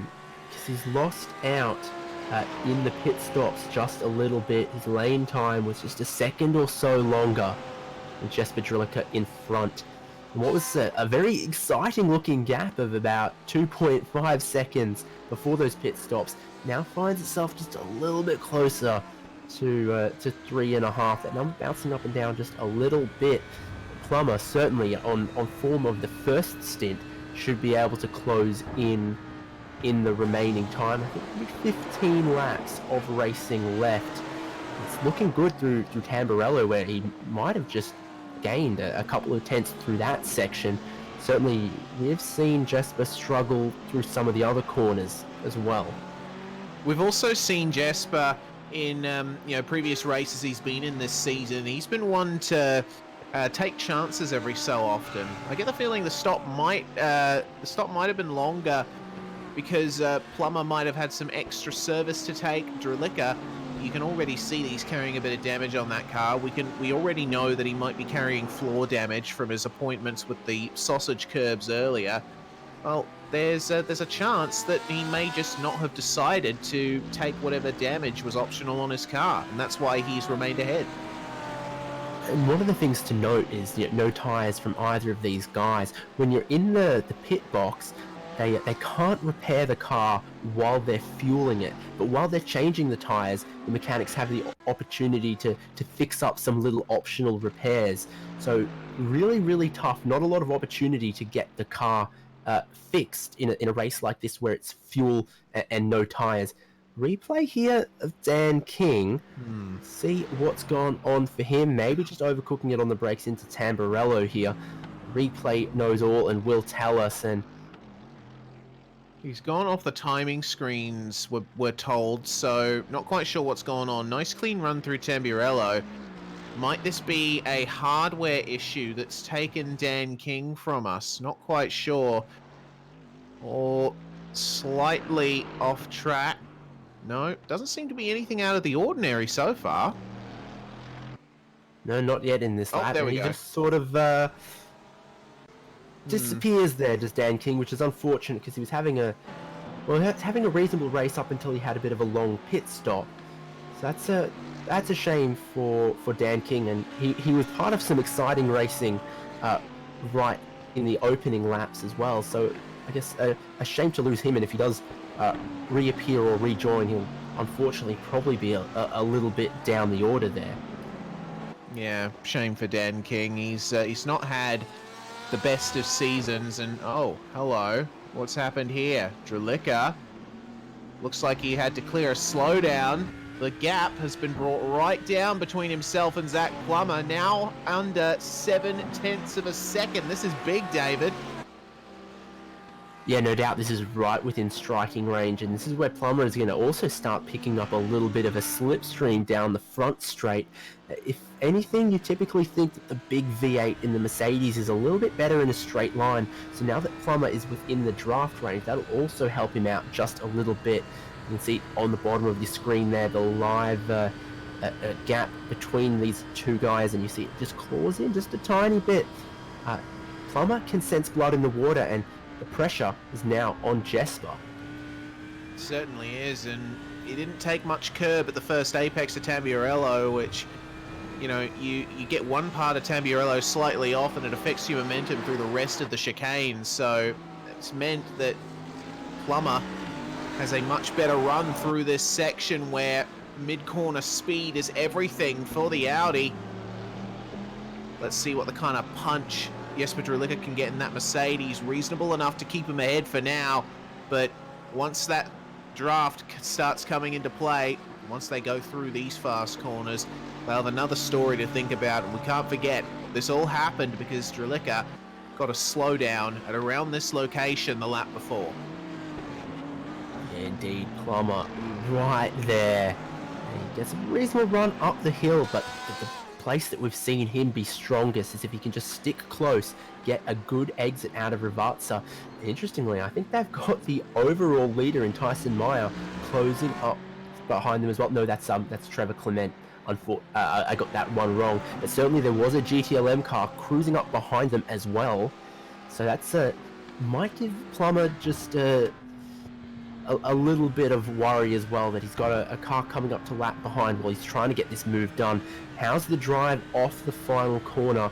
Not bad. He's definitely closer than he was a lap ago, so he'll jump in that slipstream. It'll be more effective.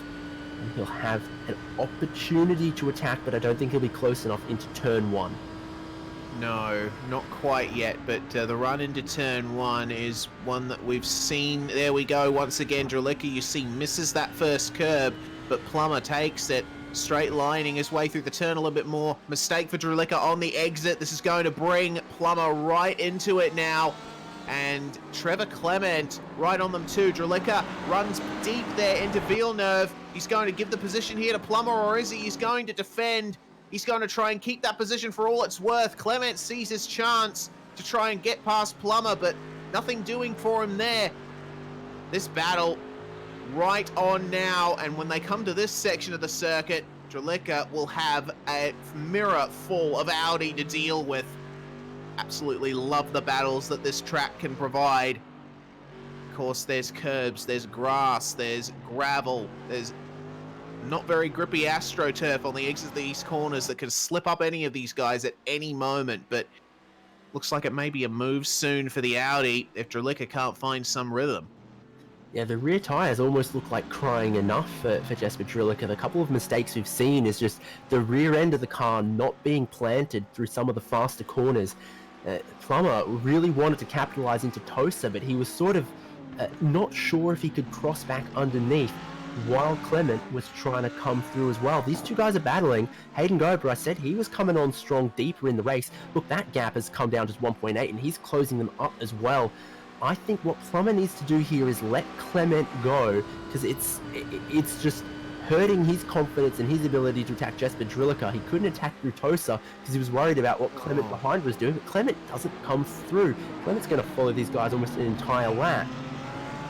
Yeah, well, Dralica well offline. Yeah, slow. He is. Yeah, his line's way off through there. That's brought him right into this as Plummer.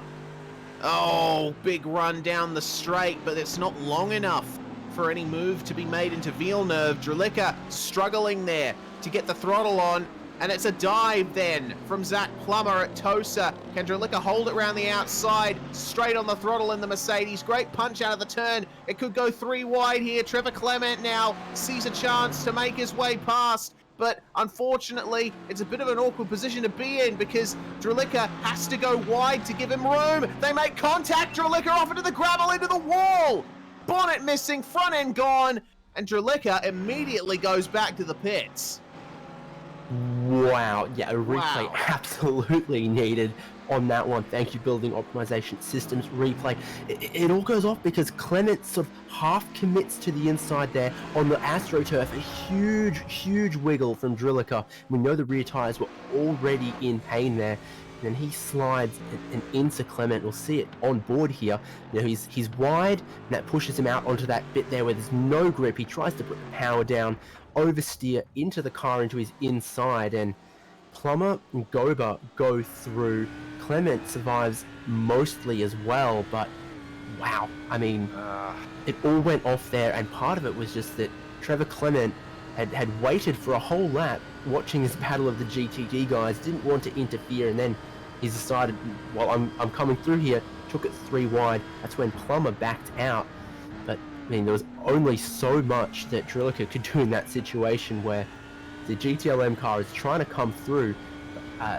Dralica didn't want to give a line away to Plummer, who was trying to make the overtake. And now the battle's going to be on between the Action Sim Sport guys again, because look at Gober within 3-4 tenths of his teammate. There was a little bit of team orders earlier on between these two guys, it looked like, letting Plummer through. Is the favour going to be returned, or are these two guys battling till the end in the last 16 minutes? Well, such is multi-class racing is my answer to the episode that we just saw unfold before us. It's unfortunate that it had to happen the way it did, but you know, there's a variety of factors you have to consider. The nature of the track, and I guess Clement's confidence too, because he obviously has had it rattled a bit by his spins and incidents earlier in the race, and he didn't want to cause too much more trouble. Unfortunately, it doesn't seem it worked out that way, but now the two Action SimSport Audis battling, it does seem at the moment, as you say. Question is, which one of them has been able to maintain that pace? Zach Plummer has had to push his tyres beyond their limit a couple of times, trying to make his way past Dralica, but Goba has had some time to hang back, draw up to the back of the battle, and look after his tyres while he's doing it. So let's see what lap times come in for them very soon once they've had a lap to sort themselves out. Yeah, great opportunity for points for these two guys, because now it's a battle between them for that last step on the podium for third position. Does indeed pay some good points as well, and too much curb for Plummer. Oh, much too much curb for Plummer. That's really compromised his line out of Tamburello. All of these turns linked together. If you mess up one, that's your entire lap in jeopardy. So Plummer, a little bit more confident over the second curb at Villeneuve than Goba was, but man, these guys, they'll start to trip over each other pretty soon if they can't sort out some form of consistency here. Plummer, I think, starting to fall back as his tyres start to fail him. He certainly went very hard very early. I don't know if they're running the same setup or some difference there, but Plummer certainly quicker in the first half of the race, and Goba, as we've said a couple times, getting back together. Clement, all four wheels off. He'll have a slowdown up in front of these guys, and flashing the headlights is Zach Plummer because he's in a battle. What's going to go on here? Yeah, well, Trevor Clement is going to have the pace through the corners still, even with the amount of damage he has on his Audi right now. But he does seem to be taking it a bit more easily. And, you know, he has had a tough race. His car has too, Trevor Clement. So it'll be interesting to see what exactly happens here. Will he be able to eke out a gap over those two GTDs, or will he elect to let them go and continue their battle? Seems like he's elected to stay in front of them for now. Those Action Sim Sport guys still within less than half a second of each other, and doing about the same lap time this time around as well. Yeah, indeed, that's certainly true. So Plummer and Goba, our only battle on track at this point, with 13 minutes to go, the penultimate round of the Geodesic GoPro Championship. I think it's worth reminding what these guys are fighting over, because quite an interesting prize pool in this championship, not just for the overall championship standings, but also I think each round.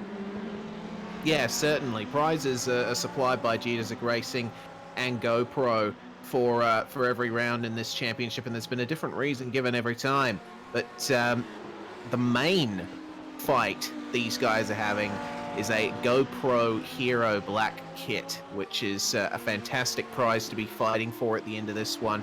Of course, we want to extend our sincere thanks to GoPro for their title sponsorship of this championship. It's certainly provided some fantastic racing from a great field of drivers who feel that that they have more than a chance at winning that prize at the end. Safe to say there's been a few stories of heartbreak throughout this season so far, but with one round to go after this one, man, I certainly have found myself happy with how this championship has played out. It's been great as a spectator. And problems for Andrew Caron, it seems. Or problems all around, I think. We do apologize for the technical issues.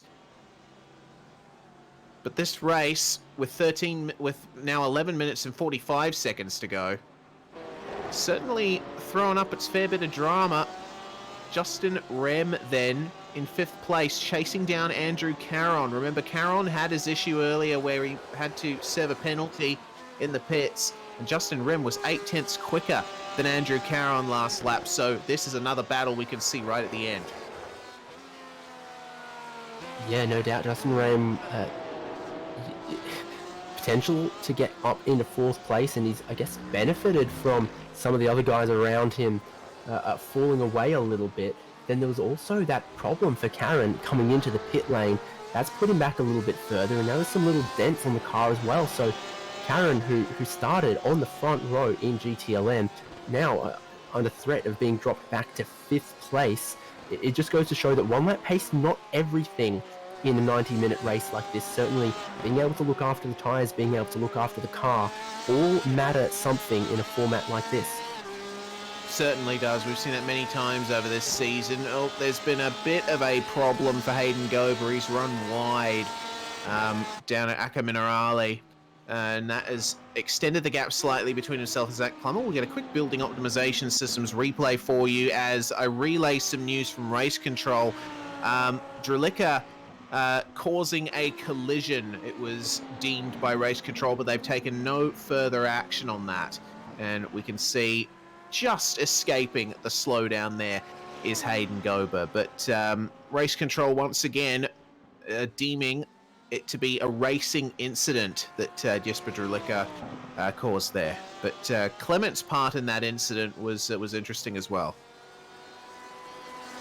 Yeah, certainly. It was an interesting little thing that transpired, that's for sure. I mean, certainly, I talked about earlier, the gap between the fastest GTLM and the fastest GTD was about 2 seconds. And that obviously means that you go a little bit down the order in the GTLMs compared to what was a great battle in GTD. And I think the difference per lap pace was maybe on a second or so. Clement didn't have enough of an overspeed to just get on through and blow past the GTD battle. And he was patient, and then eventually that patience had to run out because it was ruining his own race. And then just the timing of the way he came through that battle was, I think, a little bit unfortunate. It was a mistake from Drulicka there that saw him spear into the side and then into the barrier. So yeah, the pressure was put on him by Trevor Clement that made that mistake there as well for Drulicka. It was a little bit awkward, but the real winner out of it, I think, was Action SimSport. Yeah, certainly was. They now sit pretty third and fourth at the moment, and I think they won't say no to a podium no matter what the circumstances. But for just outside the podium in GTLM, things will start to heat up very soon, because not only do Andrew Caron and Justin Rehm have a bit of a battle of the times at the moment, but I think Simon Avatal might become a factor in this at some point, because he is running faster than Rehm as well. The gap between them is a bit large, and unless something drastic happens, I don't think it'll close all the way up at the 8 minutes we have left. But just to put a bit of perspective into it, Avatal's last lap a 39.8 and Rem's last lap a 40.09. Simon Avatal still doing laps in the 39s at the moment.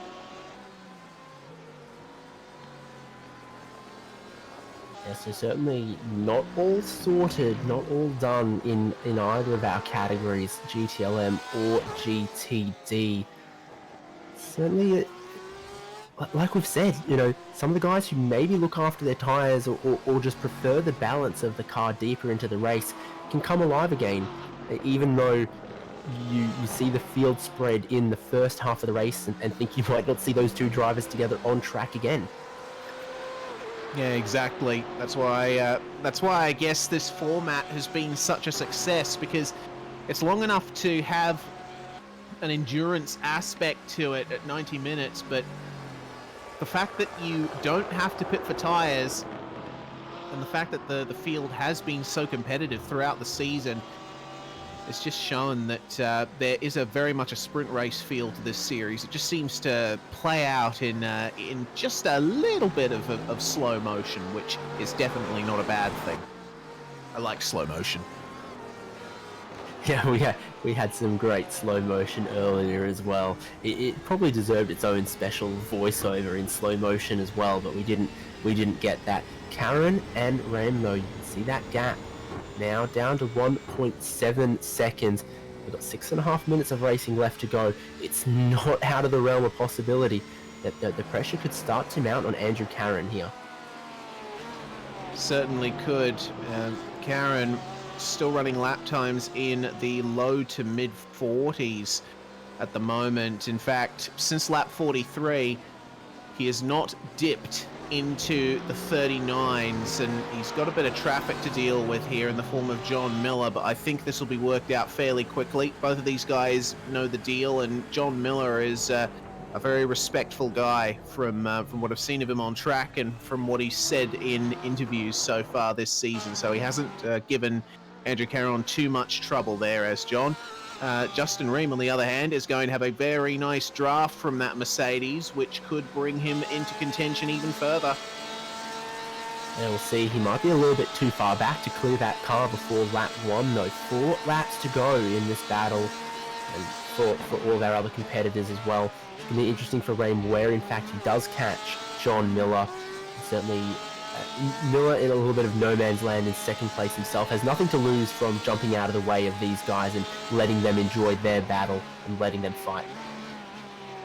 Yeah, that's exactly right. A true gentleman, I'd say, John Miller, and many of the guys that we see competing in this championship, they're there for the spirit of a good race. The prizes that we have on offer, thanks to GoPro, certainly help, but these guys are in it for the racing, for the passion of sim racing. And there we see our race leader making his way past one of the action sim sport machines. Hayden Gober, I think, will be incredibly happy with this 4th place, and it looks like he hasn't let Tyson Meyer go. Meyer might have backed off here. Yeah, he wasn't quite going to clear that car of Hayden Gober before Tamburello, and I think instead of compromising him, he's just backed out of it on this occasion, and he might take a better run and get past later on. He has a gap of 26 seconds with 4 minutes to lose, does Tyson Meyer. So again, he's another one of those drivers in a situation where he doesn't need to be rude through traffic. He can give the other class drivers a little bit of space, just like we saw John Miller do for some of the GTLM guys that were trying to put a lap on him. Meyer might just wait it out and try and get a good run out of Rivarza. With a good run there, he'd definitely be able to get clear before turn 1, not compromise the race that Plummer and Gobert were trying to have. As we say that, Plummer's built just a little bit more of a gap than he's had earlier over his teammate. Yeah, he has. Looks like Plummer has gotten a fair few car lengths over his teammate now as we monitor what's going on around the circuit. Andrew Caron and Justin Rem still one of the battles we need to keep an eye on, because Rem continuing to chip away at Caron by a couple of tenths a lap. But a 40.051 for Rem on the last lap versus Andrew Caron finally dipping into the 39s again after a long run out of them. I get the feeling Rem might have used up the best of what his tyres have to give him. Definitely be interesting to see, or maybe it's just lit the fire back underneath Andrew Caron, being able to see in his mirrors the car behind it, trying to chase him down. Well, it looks pretty smooth and pretty in control from Rem that time, jumping over the curbs there. No hint of the tyres giving up too much on this case. I think Caron's just picked it up a little bit and got back towards some of the pace that he had earlier on. We'll see what the times are as they come across the line on this particular occasion. But certainly Caron looks like he has it within himself to be able to defend in the remaining couple of laps that they've got. 3/10 Justin Rem just had the advantage there on that one, but it's only going to be a couple of laps to go now for these guys, so unless there is another mistake from Caron, I think this battle might be settled. And that was almost a mistake there from Caron. You can tell his car is not quite how he wants it to be at this late stage, so we'll have to keep a close eye on that battle. But meanwhile, our race leader Tyson Meyer still just cruising along behind the Action Sim Sport battle. It looks to me like Hayden Gober has actually gotten a bit of a leg up with the race leader behind him, because the gap between himself and Plummer is a bit smaller than it was. Indeed. Meyer not jumping ahead of those guys. And yeah, it's now down about a car length between the two Action Sim Sport teammates there. Plummer definitely under pressure from Gober deep in the race here. They are going to have, I think, 2 more laps to fight this out. And through Villeneuve chicane that time, they lost out a little bit. Yeah, it looks to me like what's happening here is Tyson Meyer, by staying behind them, this is the final lap for him. He's giving them an extra lap to settle this for themselves, because there you go, Meyer just backed off completely there to allow these guys to battle, which is an interesting gesture. I've never seen that happen in a race before, but I guess these are some special interesting circumstances. Hayden Gober and Zach Plummer There's going to be no team orders now here for the Action Sim Sport guys, and this battle will continue for one more lap after our race leader crosses the line behind them. Fantastic. Tyson Myers, like us, and he's a fan of a bit of good racing. He's got the best seats in the house right now, doesn't he? Time will expire on the clock now. And, final lap. Tyson Myers is going to take the checkered flag in 2 corners time. These 2 guys in front of him will continue to battle it out, and that means that they're going to go a lap longer than they might have thought on the fuel. We'll see if that plays anything into it, but indeed out of the final corner and with a 16-second lead, Tyson Meyer sees the checkered flag. He's going to take the GTLM honours, and that's going to help out his championship. Great race from him there. And this guy here, Ferris Stanley, has been untouchable in GTD. A fantastic job he has done, and I tell you what, his form, especially picking up in the middle of the season, certainly something to behold. So Ferris Stanley rounding the final proper turn here at the Autodromo Enzo Edino Ferrari, and a bit of weaving there from William Whalen, celebrating the finish. Congratulations, Ferris Stanley, on taking victory, and it looks like Caron and Rem are going to finish just the way they have. Dominic Olivier and William Whalen completing the GTLM podium, but that battle between the Action SimSport guys still not over, and you can see how hard Hayden Gober is pushing all the way out into the AstroTurf. That's cost him a bit of time, but he'll have a couple more chances to try and get past his teammate, because Plummer just made a mistake there coming through Acca Minerale. It'll come down to the run out of Variante Alta and down to Ravazza. Both of them getting on the throttle nicely, struggling for grip on that AstroTurf. One more opportunity. These guys being teammates, I don't think a dive bomb will happen. Hayden Gober. Oh no, it is going to happen. A little bit of a look there from Hayden Gober, forces his teammate wide. Zach Plummer. Feathers still ruffled a bit, but he's held on. Hayden Gober gives up the fight. It was worth a shot. Zach Plummer's going to take the honours there. 3rd place for Action SimSport. A podium for those guys, regardless of how the fight between the teammates turned out. Something for those guys to be very satisfied with. Yeah, well, actually, because they were the last cars left on the lap in front of the overall leader, they could have gotten into each other and still picked up 3rd and 4th, but in the end, Gober didn't take that move, so they did finish in the order, Plummer and Gober. Put on a show there, I think, those guys, but my goodness, Tyson Meyer, shades of Road America at the start of the season. You know, there have been his challenges, but they've fallen into issues. So Tyson Meyer takes the victory for Geodesic Racing. Dominic Olivier makes it a 1-2 in his BMW 15 seconds back. William Whalen completes the GTLM podium with Andrew Caron taking 4th. Justin Rem and Simon Avital 5th and 6th. And our 8-car GTLM field this round rounded out by Trevor Clement and Robert Harris, who...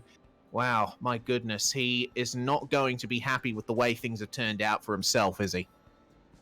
No, long pit stop, bit of damage to all corners of the car, jumping across too many of the curbs for him, and that's going to cost him dearly, because he was well in still with a shot at that championship coming into the final round, and he'd done well in some early rounds, so tough for Robert Harris.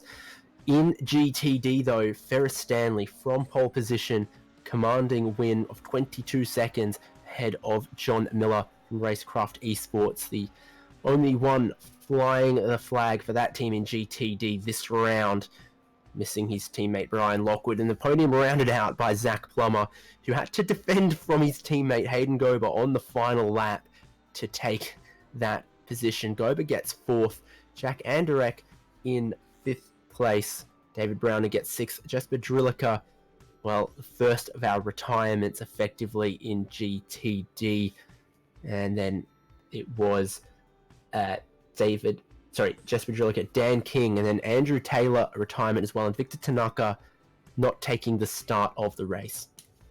Yeah, shame there for Racecraft Esports, but my goodness, what a race we did have. Driver interviews coming up very shortly here on the iRacing Esports Network. We're SimSpeed TV. This is the Geodesic GoPro Championship. Driver interviews coming up in a moment.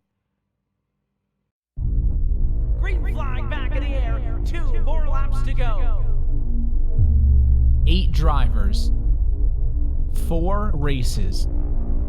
These are the moments that define champions.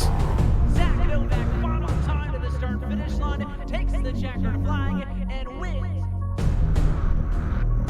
Who will reach the peak? The battle begins now.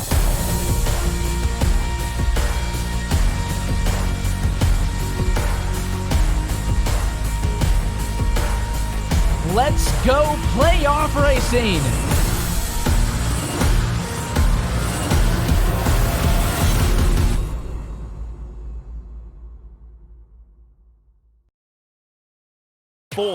Of the best sim racers, $100,000 on the line. Who will rise to the challenge?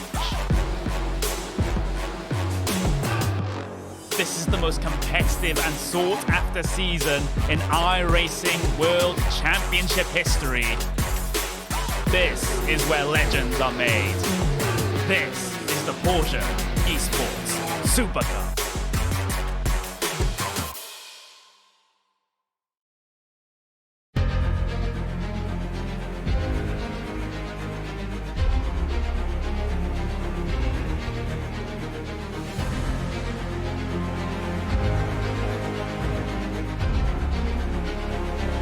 This is fantastic.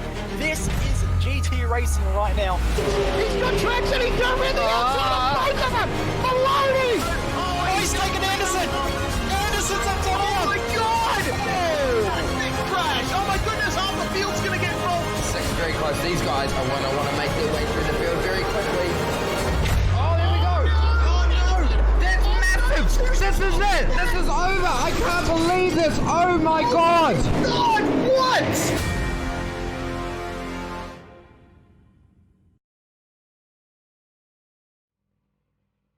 Welcome back, everyone.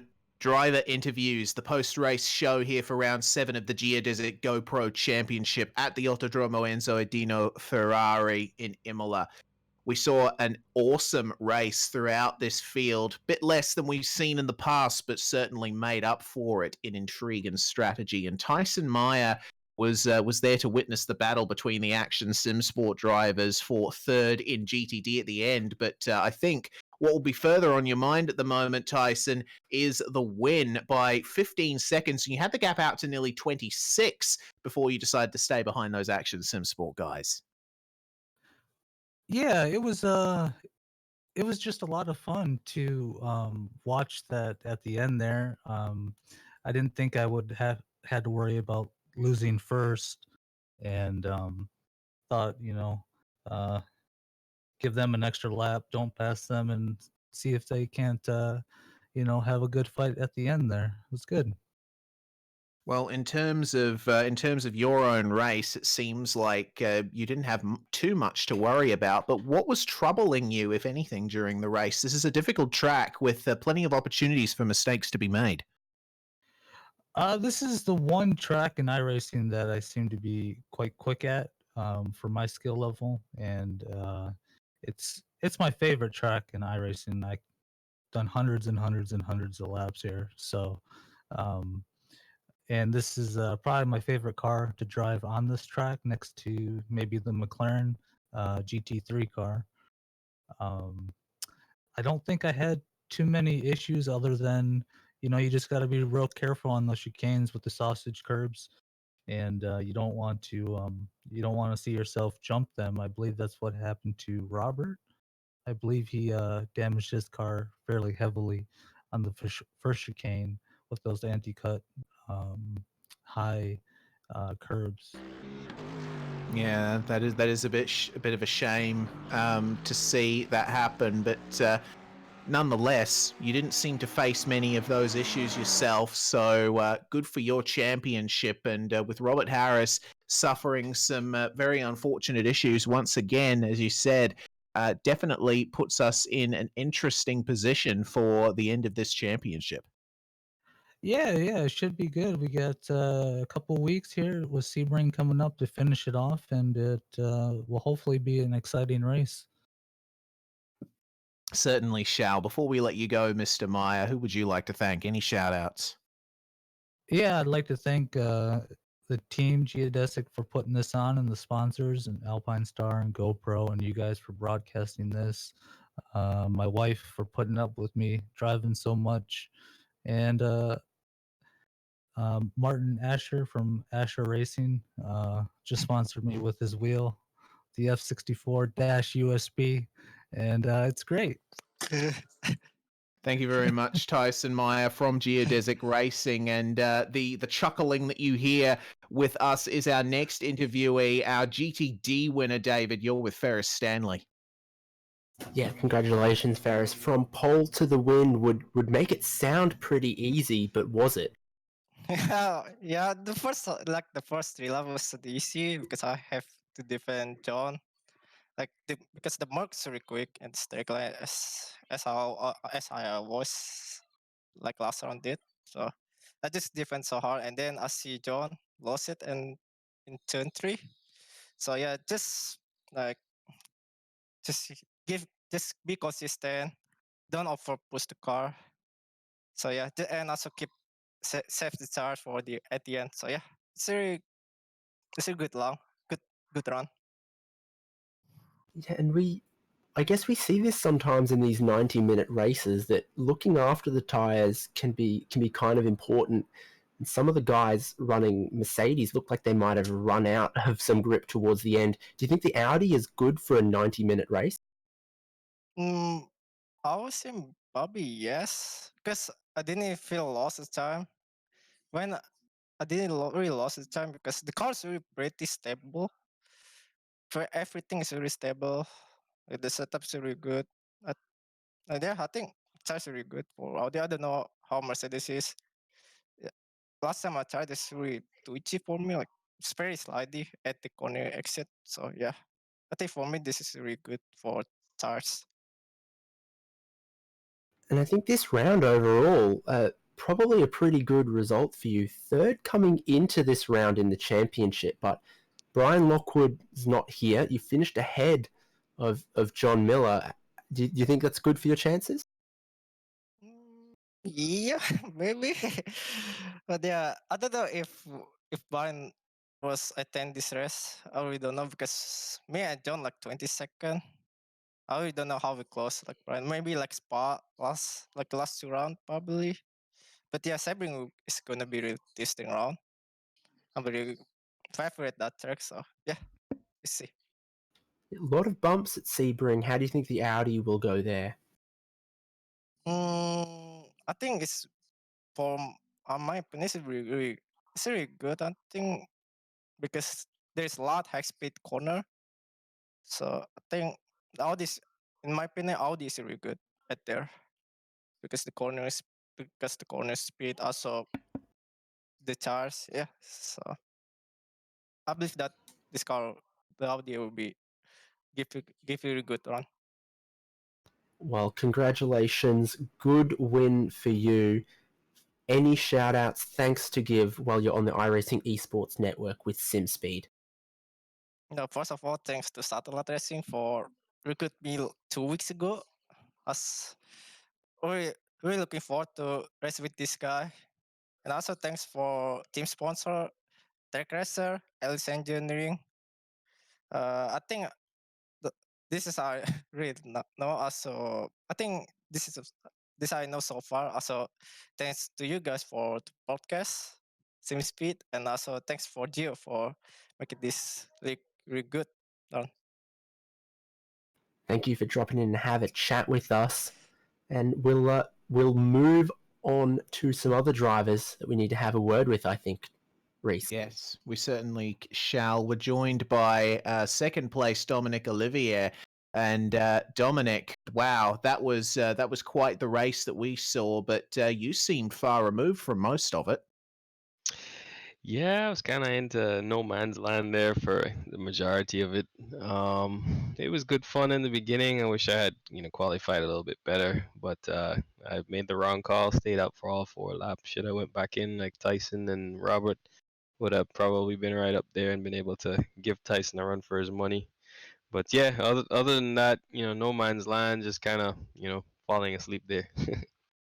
Oh, there was plenty to keep other drivers awake around here. Imola, a challenging enough track as it is with the curbs and the slowdowns, but the BMW seemed to handle it pretty well. It did, she was really handling well, and then I think didn't really get to put too much testing into here, well, none at all. But I think I definitely picked up some damage over the curbs, too much aggressive curb riding. Had about almost a minute of optional repairs, and so that really made me suffer a lot on the tires, and yeah, really struggled to keep the pace, keep up with Tyson. But Tyson really drove a phenomenal race. I mean, I know he's been really strong around this track. He's known for his strengths around here, and really wanted to give him a run for his money. But yeah, maybe next time. Well, unfortunately, you're not in the top 8 in the championship coming into Sebring. But your thoughts on that track? How do you think you'll go at the final round? Just trying to get as many points as you can. Yeah, for sure. Kind of missed a couple of rounds. So championship hopes are, not too ambitious about that. But I would like to at least try and win the last round.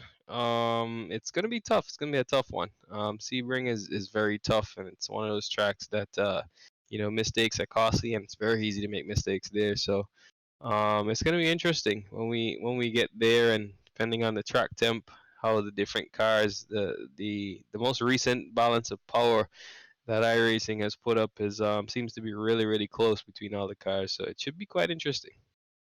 It certainly should. Very true words there from Dominic Olivier. Thank you very much for joining us from, Thank of you. course, Alpine Stars Geodesic Racing. And David, next up, we're going to go for the second place runner in GTD, John Miller the third. Hey guys. Hey, John. Great race from you, I think, to finish on the podium once again, second place, and that might just move you into the lead of the championship at this point. Is that your reading of the numbers? Yeah, I think it's going to be pretty close. It was I was a little disappointed actually. I just kind of shot myself in the foot there in the beginning of the race, and dropped back. And Ferris was consistent enough all race. I was starting to catch him a little bit and got some damage on one of the sausage curves, but overall, I mean, I'll still have to be happy with the second. You're sort of lonely flying the racecraft esports flag in this particular round. Are you going to have the full complement for Sebring? I believe we are, yeah. Obviously, Brian could make it because of his Global Mazda race this weekend at Laguna Seca, and Victor and Gabrielle just weren't able to make it tonight. So yeah, I was flying solo, and still a good result for us as a team. Took away at least a podium spot, so we'll just be happy with it and go on to the next race. I think it's going to be a pretty fantastic finish in our class. I think we have at least 3 drivers with a chance to probably win. Yeah, I was going to say, you guys do have a lot to fight for. What does that do for your mindset and your preparation going in? I know you guys work pretty hard on this championship. Is it cruise home, or are you going to ramp it up a notch? Well, I mean, it's always, we're always working together, and we all, for the most part, run the same setup. And for us, it's let's go in as a team and see where we can finish, push each other to the max each week. So, I don't expect anything different this week. I think it may be maybe a little tougher with the points as close as they are, but I'm looking forward to it and see how the last race can pan out for everyone. And then lastly, I think you're doing some good stuff in the gentleman's championship with regards to the incident points. How did this race go for you in that regard? Really, honestly, in the beginning of the race, I thought about it. I was like, wow, I think I could probably lock that up. And quite honestly, I really lost focus after I kind of fell back a little bit, and I got some damage on one of the sausage curbs, and no one was close to me, so I was kind of in no man's land, and it was pretty tough to keep focus. So I ended up getting probably 4 or 5 incidents that I had no business getting. It was just lack of concentration, but I think if I can have a good clean race next week, I can probably lock that up, and I'll be pretty proud of that. Yeah, indeed. Well, congrats on second place in GT Daytona there. Shoutouts and thanks from Racecraft Esports. No, absolutely. Thanks to everyone on the squad. They've always done everything throughout the year together, and nothing different this week, even though a lot of them weren't here.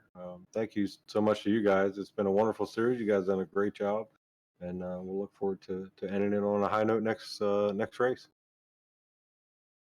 Well, there we go. Thanks for having a word with us once again, and back over to you, Reese. Yes, indeed. The final driver interview for tonight is our third place in GT Daytona, Zach Plummer. And Zach, my goodness, it was quite the exciting race between you and your teammate at the end. But Action Sim Sport got a podium out of it, which is quite the result considering the near drama that you guys experienced earlier on with Jesper Drilica and Trevor Clement. Yeah, that was a good result for us.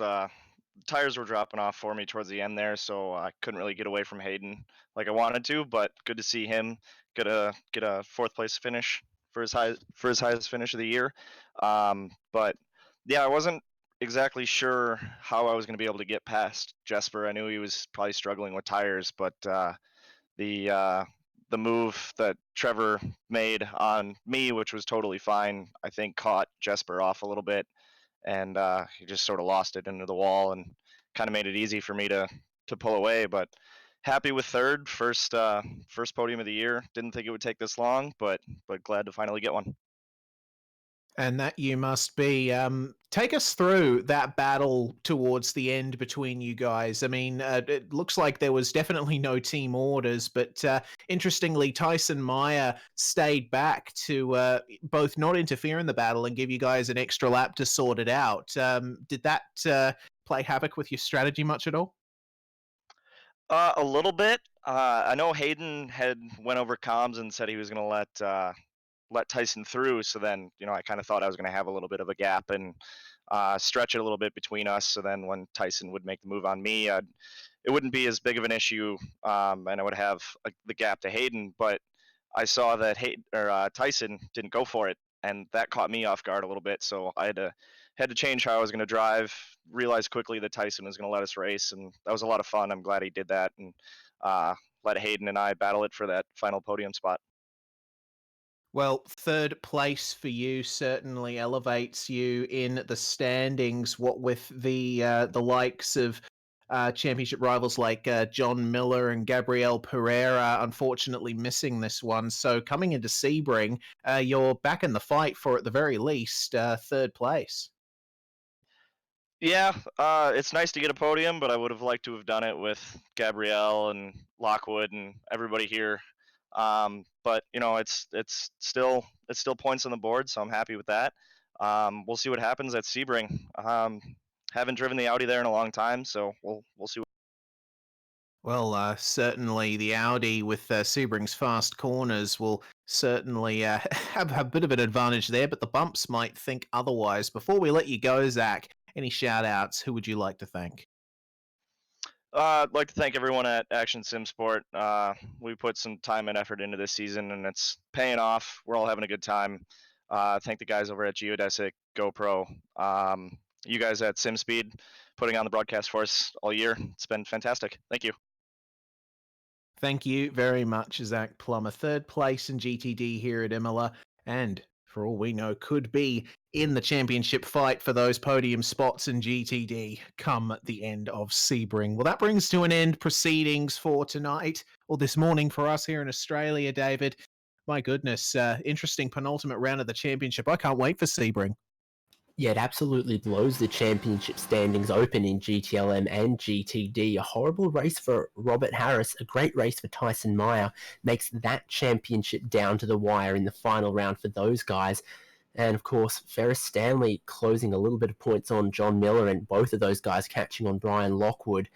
I can't wait for 2 weeks' time. It's going to be just about unmissable. Yeah, and we certainly hope none of you out there miss it either. The final round of the championship is in 2 weeks' time. At this same time, Thursday night, Friday morning in the Oceanic region. We're going to Sebring for the last round of the Geodesic GoPro Championship, but the fun does not stop this weekend on the iRacing Esports Network because, my goodness, we have a huge 2 days of broadcasting coming up for you, presented by ourselves at SimSpeed TV.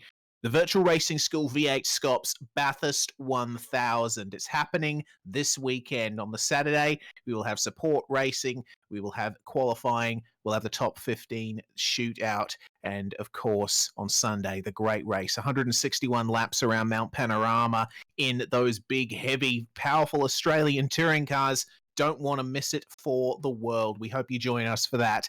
For now, though, we say goodbye. We're SimSpeed on the iRacing Esports Network. Round 7 of the Geodesic GoPro Championship. Tyson Meyer and Ferris Stanley, your class victors. We'll see you next time.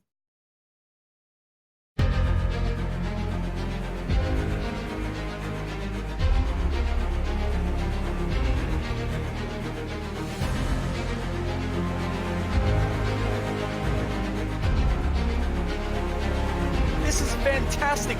This is GT racing right now. He's got traction. He's got really outside of both of them. Maloney. Oh, he's taking Anderson.